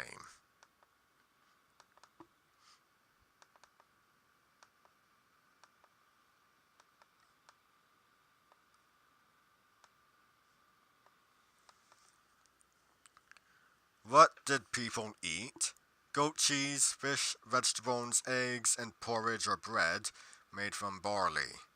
These were everyday foods for most people in ancient Greece. A, a lucky hunter might bring some. A lucky hunter might bring home some meat, and on special occasions, a family might have sweets made with honey. A fine feast.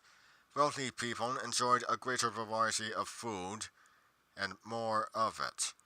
They had slaves prepare to prepare feasts with all kinds of meat, vegetables, fruit, and wine. They took great pride in entertaining their friends at extravagant banquets.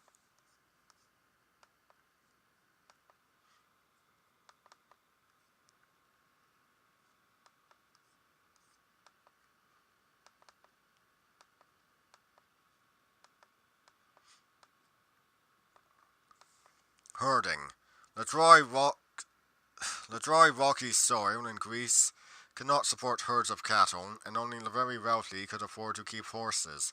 But many people could have a few sheep, and almost everyone raised goats, which provided milk, cheese, meat, and even skins for clothing. Homemade thread. A goat hair blanket? That wasn't a strange idea to the ancient Greeks. They used the fleece from both sheep and goats to make thread and then wove it into cloth. Women used a distaff and a spindle to stretch and twist the fibers into thread.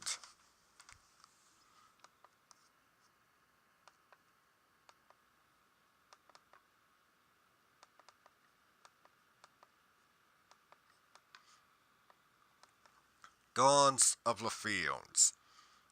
Ancient Greek warriors worshipped Athena, the goddess of war. Sailors feared Poseidon, the god of the sea.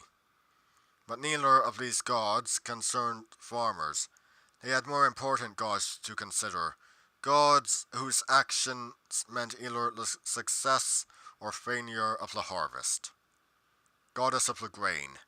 The Greeks believed that Demeter ripened the grain and made sure that the threshers separated the wheat from the chaff. Zeus. The king of the gods, lord of the earth and sky, Zeus stirred up rain clouds or kept them away. Well, screw you too, Zeus.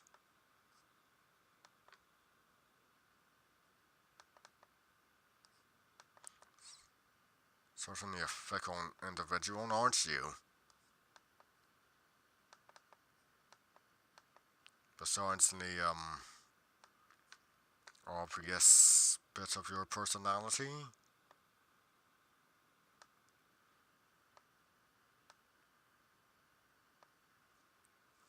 Fun and games. Knucklebones, a game like jacks. Board games similar to chess. Dolls and toys, the Greeks had all these things. Fun and games weren't just for kids, however. Wealthy adults had plenty of free time to visit friends, host banquets, and play games of chance or strategy. Of course, whenever Greeks got together for fun or relaxation, there was music. Dancing was another popular pastime for women anyway. In most cases, men just watched while the women danced.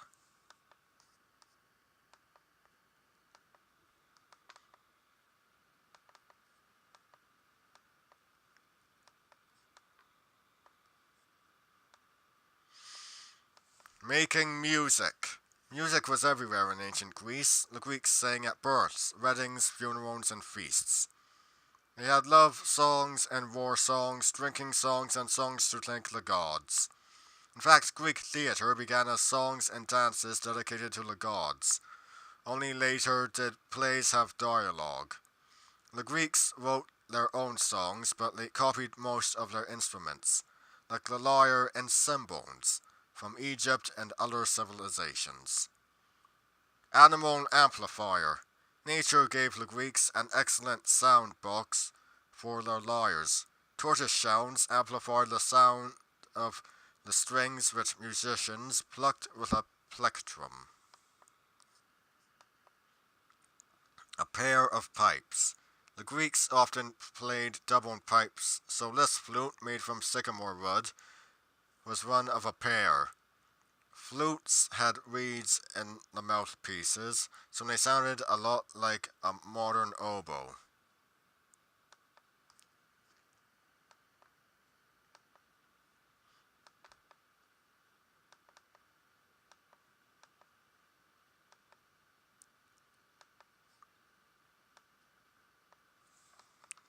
Batons on a board. Nobody really knows where board games come from.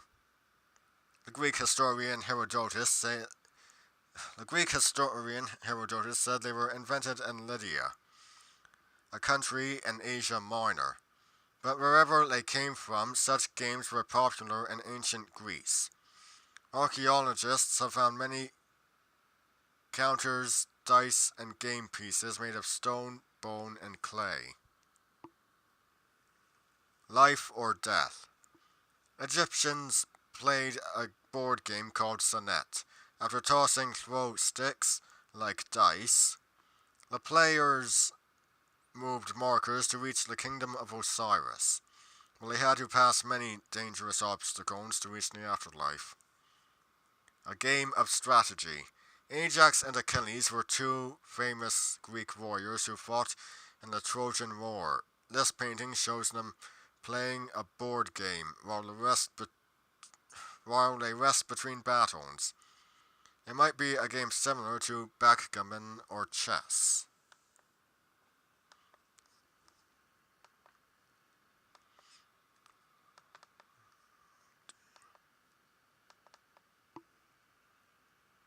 That's not window capture. I don't want to be doing anything with my video capture.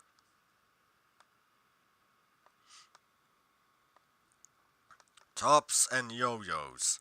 Who invented the yo-yo or the top? Nobody knows. Children from all over the world have played with such toys for centuries.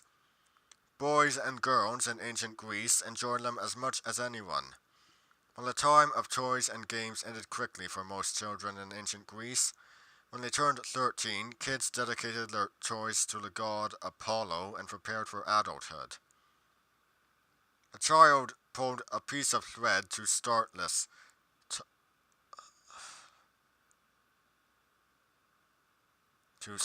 top spinning and then tried to balance the top on a stick. If it ain't broke, don't fix it.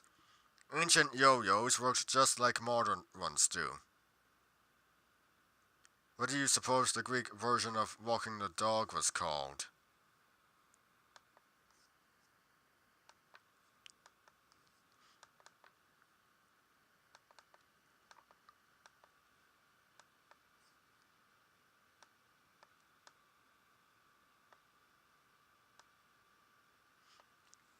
Dolls. The Greeks made dolls from terracotta, a type of clay. They were painted bright colors, and many dolls had joints made from cords so their arms and legs could move. Most dolls were playthings, but archaeologists have also found dolls placed in children's graves. They were probably put there to keep the children's souls company in the afterlife. Knuckle bones. Greek children loved to play knucklebones, a game like jacks. Game pieces were made from ankle joints of goats or other cloven-footed animals. Girls probably enjoyed the game most, because one ancient author wrote that knucklebones was, above all, a game for women.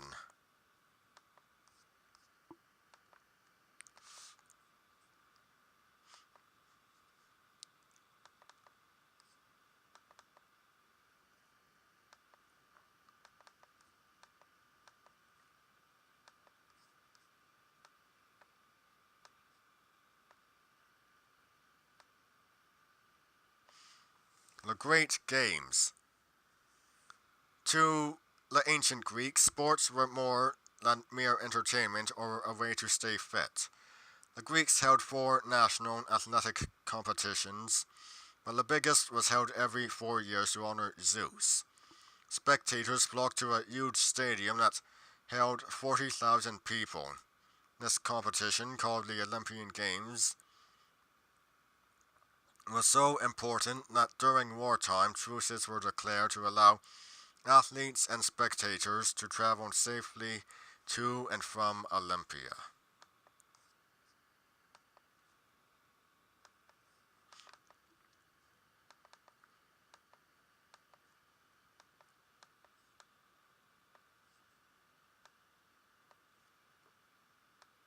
Sport of the Gods. If you've watched the Olympics on television, you've seen part of an ancient Greek festival. Many of the events and traditions of the modern games started with the first Olympics. The original games were held every 4 years at the city of Olympia, home to one of the wonders of the ancient world, a great temple to Zeus. The temple was surrounded by grand buildings and stadiums, all of which had important roles in the competition. A family of gods. The Greeks believed that Zeus, his wife Hera, and their children lived on Mount Olympus, the highest mountain in Greece. Yes, should be noted that Hera was also his sister.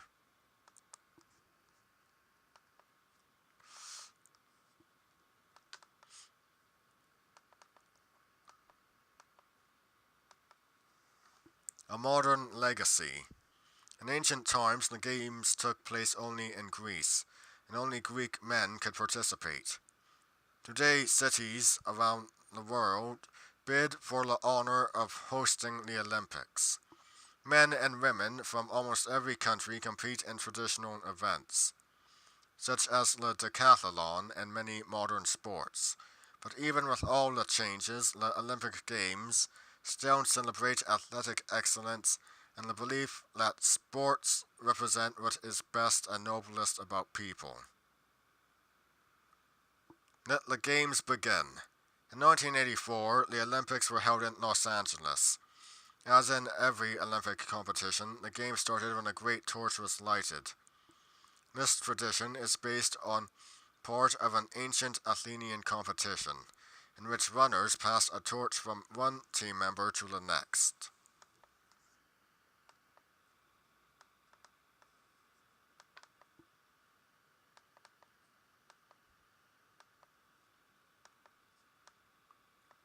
Olympic sports, then and now. The first Olympic competitors were part of religious festivals, and the only athletic event was a short foot race. Later, the Greeks added other sports like boxing, discus throwing, the long jump, and wrestling. These events were a little different from what they are now.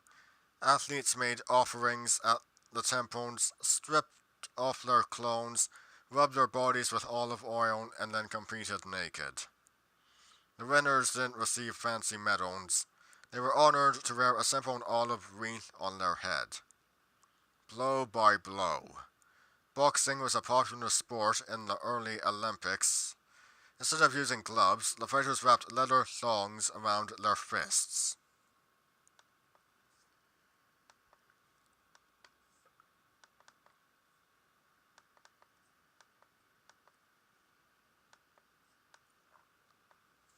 Olympic heroes. The Greeks treated Olympic athletes like heroes. Most cities gave winners a pension or freed them from paying taxes. Today, Olympic athletes are still heroes and sometimes become symbols of more than just physical skill.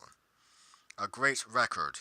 Jesse Owens competed in the 1936 Olympics in Berlin. The Nazis hoped the Games would prove that they were members of a superior race, but Owens, an African American, won 4 gold medals and set several new records. Humbled Hitler. Owen's victories so angered Adolf Hitler that he refused to award Owens his medals personally, as he had done for the other champions. Soviet star. Today, women are some of the best known Olympic athletes. In 1972, a 16-year-old Soviet gymnast named Olga Korbut won the hearts of Olympic fans.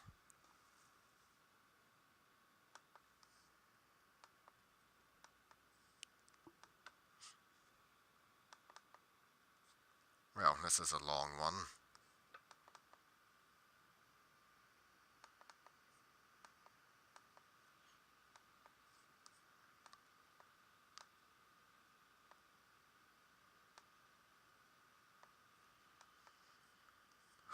A family of gods. The gods of ancient Greece lived high up on a mountain, a bit far away, but not so distant that they couldn't get involved in people's lives. These superhuman beings could whip up a thunderstorm, make the sea swallow a ship, or help an army win a battle. But despite their supernatural powers, the Olympian gods often acted like a human family. They fell in love, married, got into terrible arguments, and often did things that they later regretted.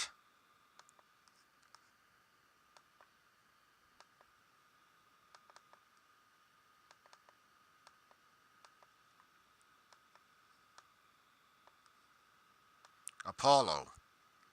Like many gods, handsome Apollo was a son of Zeus. To the Greeks, he was the god of light, healing, prophecy, poetry, and music.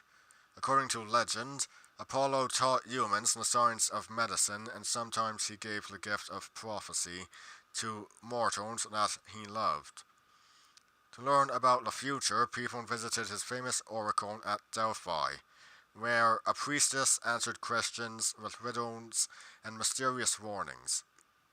Lord of the Silver Bow. Although he was armed with a silver bow made by Hephaestus, Apollo didn't always get what he wanted. Yeah, I'm not gonna clicking on that because if I were to go looking for the audio file, you wouldn't be able to hear it.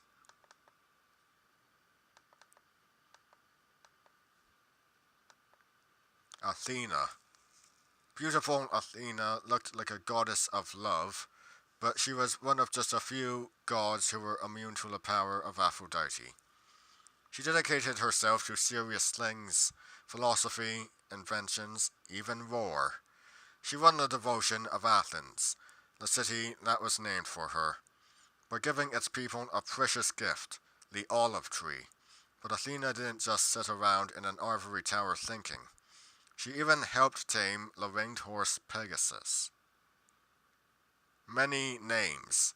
The Greeks called her warlike, victory, worker, even healer. Athena played many roles, but because she was born right from Zeus's head, she was first a goddess of wisdom. Fascinating, isn't it?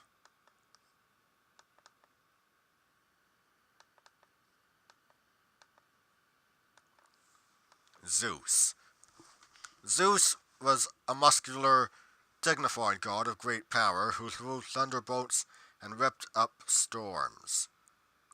As king of Olympus, he passed judgment on all other gods, but even with all his powers, Zeus wasn't very happy. The other gods always pestered him with their problems, and he got into terrible arguments with his wife Hera, usually because he'd been chasing a nymph or a mortal woman. Lonely at the top. Life on Mount Olympus seemed pretty good. There in golden palaces, the gods listened to music, drank nectar, and dined on ambrosia. But living among the clouds wasn't a dream for Zeus, the king of the gods.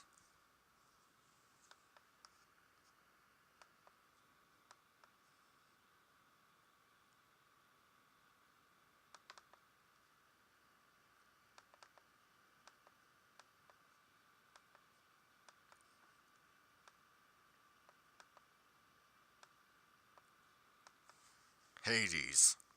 Zeus ruled the earth and sky and Poseidon the sea. The third mighty brother was Hades, king of the underworld. That dark and dreary place wasn't really such a bad kingdom. Hades owned the souls of the dead and all the gold, silver, and other wealth below the earth's surface. That's why the Greeks sometimes called him Pluto, or Rich One. Rich recluse. Hades rarely left his kingdom. Perhaps he was too busy with the never-ending supply of souls entering the underworld.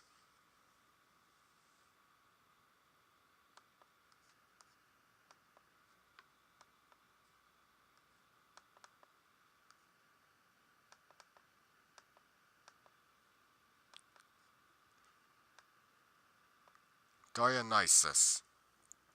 When Dionysus, the youngest of the gods, entered Olympus, Hestia had to give up her place.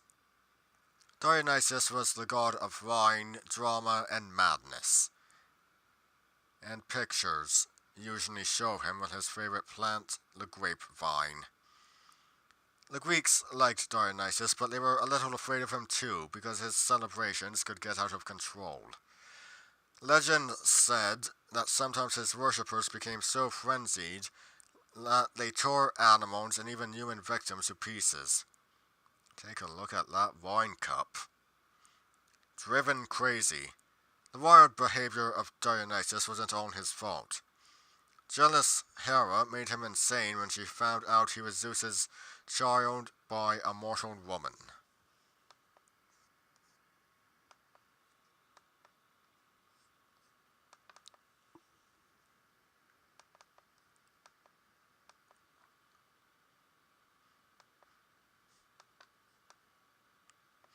Aphrodite. Legend says that Aphrodite, goddess of love, was born from the sea.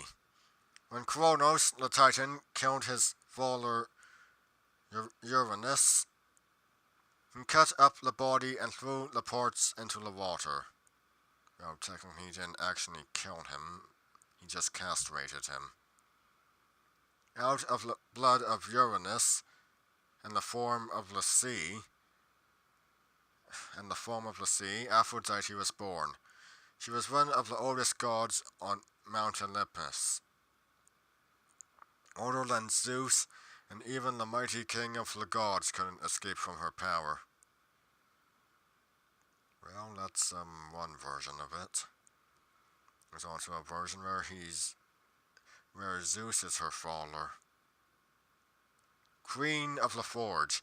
You might think beautiful Aphrodite would be married to a handsome god like Apollo, but instead Zeus made her wed Hephaestus, the blacksmith god who toiled away by his hot furnace all day.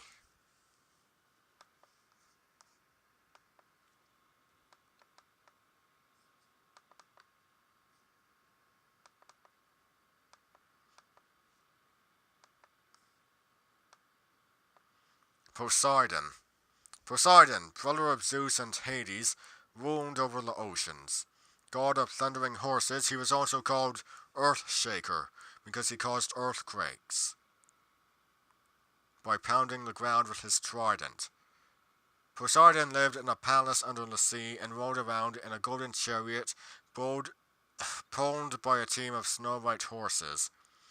He stayed busy by helping the Greeks win the Trojan War, sending enemy ships way off course and throwing his trident.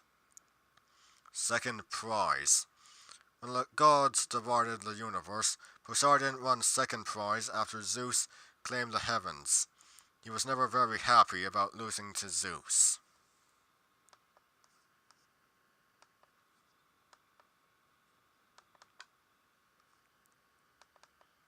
In that case, it would probably make more sense for him to be portrayed as a villain than Hades. Hermes. Hermes was truly a god of all trades, divine messenger of the gods and guide for the dead on their way to the underworld. He was also the god of flocks, roads, trade, and thieves.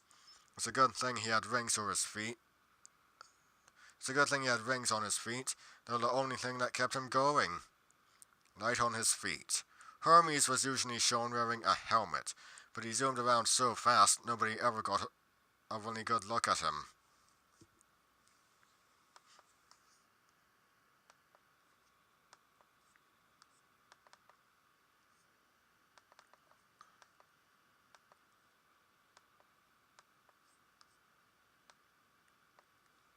Hera.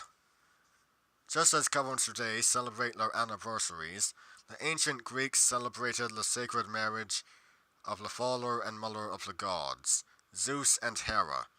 Every January, the marriage month, a great festival was held in Athens in honor of Hera. Match made in Hades. Zeus and Hera weren't exactly a match made in heaven. They were always bickering and taking opposite sides in human quarrels.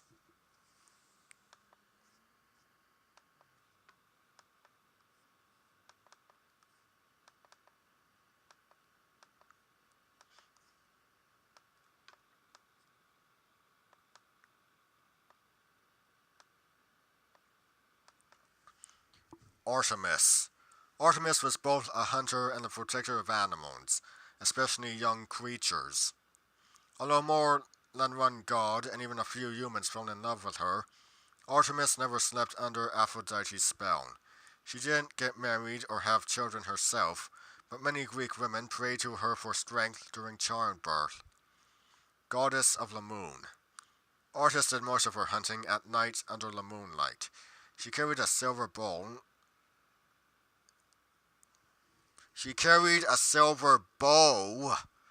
Just like her twin brother Apollo.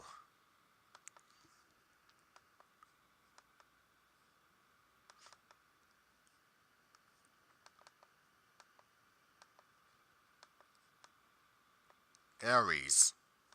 The Greek god of war Ares wasn't a big thundering deity like Zeus or Poseidon. In fact, he was kind of small. He didn't have many temples or festivals. The Greeks seemed interested in other things. But when fighting broke out, suddenly everybody made sacrifices to him. Troublemaker. Ares stirred up lots of trouble during the Trojan War, not to mention many other battles. Most of the stories about him make him look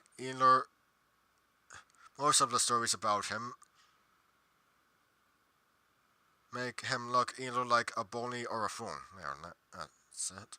But decide for yourself. I say he was both.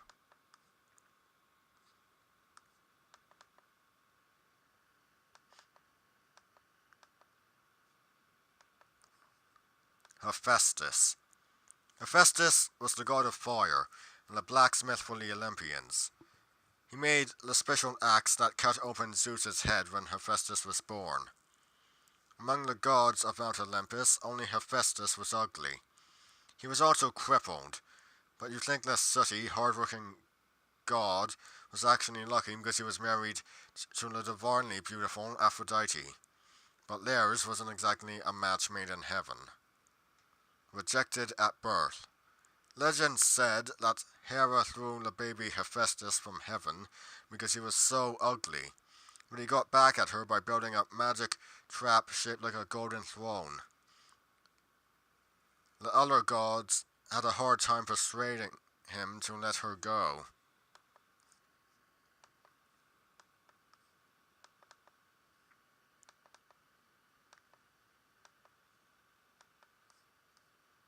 Given how Zeus's marriage to her was, I wonder if he was even one of them. Hestia. While all the other gods meddled in human affairs, Hestia, goddess of the hearth, stayed home. Kind, peaceful, and always offering hospitality to strangers, Hestia settled quarrels among the other gods. In ancient Greece, every newborn child had to be carried around the hearth before it was received into the family, and every meal began and ended with an offering to the peaceful and quiet Hestia. Many towns even had a public hearth dedicated to her with a fire that was never allowed to go out. No home of her own. Hestia was one of the 12 Olympian gods, but when Dionysus came along, she had to leave.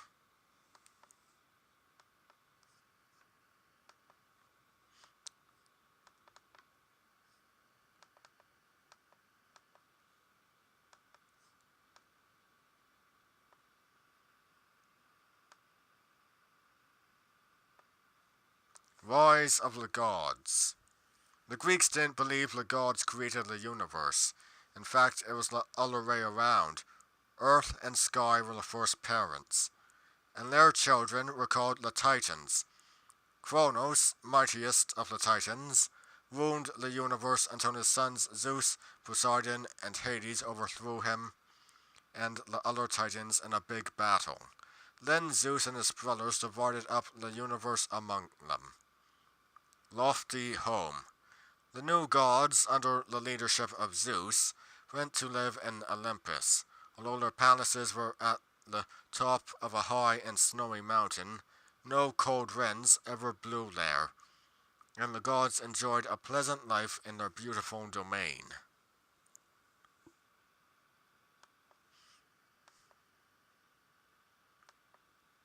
I'm just going to take a look at my schedule.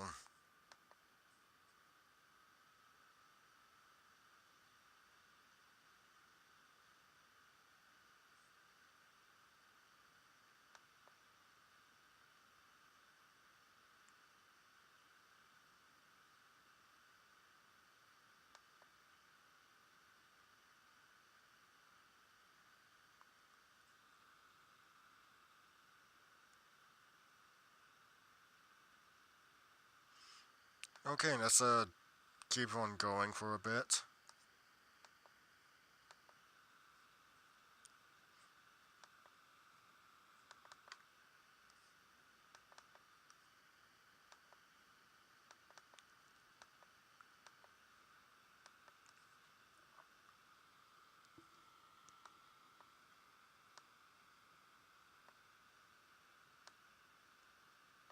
Growing up in Greece. Life was often hard in ancient times, especially for children. Illness and injuries often cut young lives short, and the children who did grow up had to do so quickly. Parents in Athens tried to make childhood less difficult. Wealthy parents gave their children toys and sent them to good schools. In, in the tough warrior society of Sparta, the story was very different. At age 7, both boys and girls began rigorous physical training. Girls remained at home while boys went off to military barracks where brutal instructors turned them into soldiers.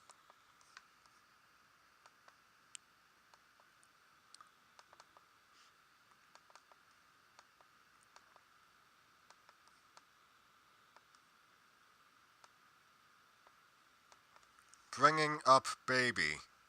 Wealthy families provided their children with many comforts, slaves to watch over them, beautiful furniture, and toys. Parents celebrated the birth of a child by decorating the front door of their house. They used olive garlands for a boy and rolling decorations for a girl. Then the family made sacrifices to the gods and held a party for the relatives who brought gifts. Toilet training. Parents in ancient times used special potty chairs to toilet train their children. This illustration shows a young child sitting on an ancient toilet.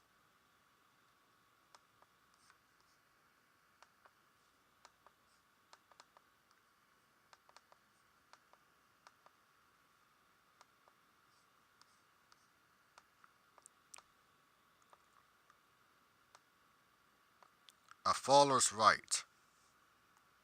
A Greek father had complete control over the lives of his children. After she gave birth to a baby, the mother presented it to her husband. If the child was weak and sickly, he could reject it. For children abandoned like this, the only chance for survival was to be adopted or raised as a slave. Slave wall. In some Greek city-states, parents left unwanted children in a special place where other people could adopt them. Those who needed a male heir to carry on the family name took boys. Other people took girls and boys to use them as slaves.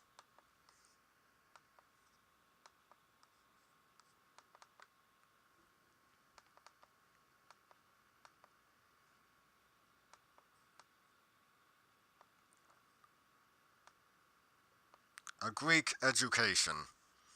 The Greeks believed that schools should produce educated, wise citizens to run the government. School was so important that many families sent a slave along to supervise their children's schoolwork. But a healthy body was just as important as an educated mind. So students also practiced sports, gymnastics, and dancing. Written in racks. Greek students didn't practice writing on paper, which was expensive. They wrote on wax tablets using a pointed stylus. When they filled a tablet with writing, they smoothed over the wax and started again.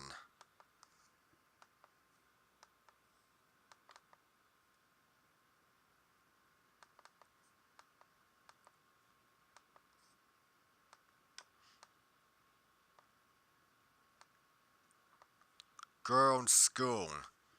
Usually only boys went off to school. Most girls stayed home and learned how to cook. So many girls stayed home and learned how to cook, sew, and take care of children so that they would be good wives and mothers when they grew up. In wealthy families, girls also had to learn how to supervise slaves and manage the family money. Housework or homework. Reading and writing weren't considered important skills for a woman, but wealthy families sometimes hired tutors to teach their daughters. This vase painting shows a woman reading from a papyrus scroll.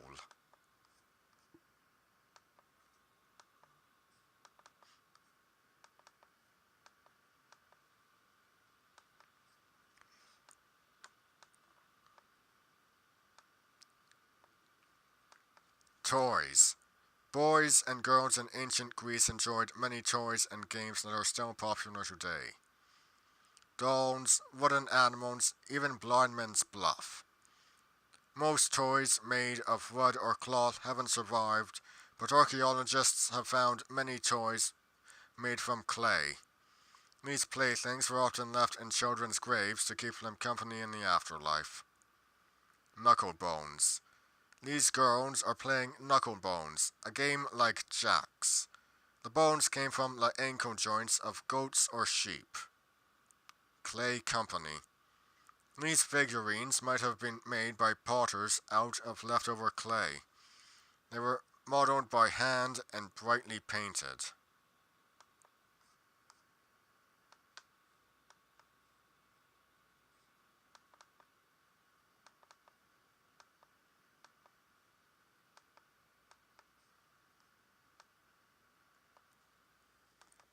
A Spartan childhood. From the time a Spartan child was born, he was raised to be tough. A community council examined each new baby. Weak children were left to die. Boys who survived the inspection enjoyed only a few years of childhood before heading off to military training camps. They were fed little and were encouraged to steal extra food, but severe punishment awaited those who got caught. Girls lived at home and were given rigorous physical training so that they could produce healthy children. Citizen soldiers.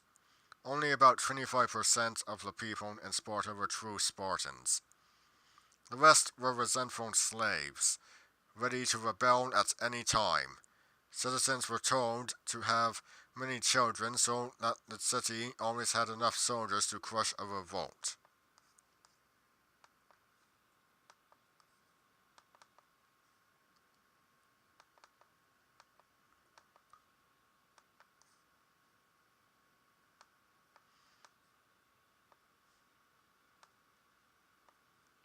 Military training. Every citizen in ancient Greece had an army to protect it. In Athens, every boy became a soldier when he turned 18 and served 2 years. But military training began much earlier. Starting at about age 12, Athenian boys practiced fighting with swords, spears, and bows and arrows. Every sports, even sports competitions, like the Olympic Games, were also training for war.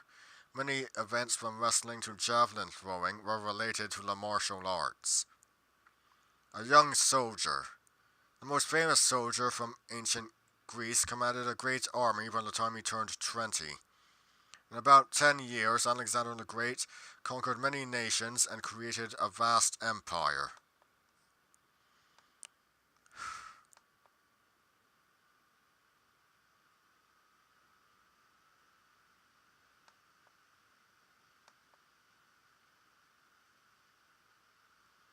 And that would be all for today, everyone. I'll carry on with this tomorrow, where we'll continue our journey through ancient Greece. I'm Brian Croydragon signing out. Stay Shrey!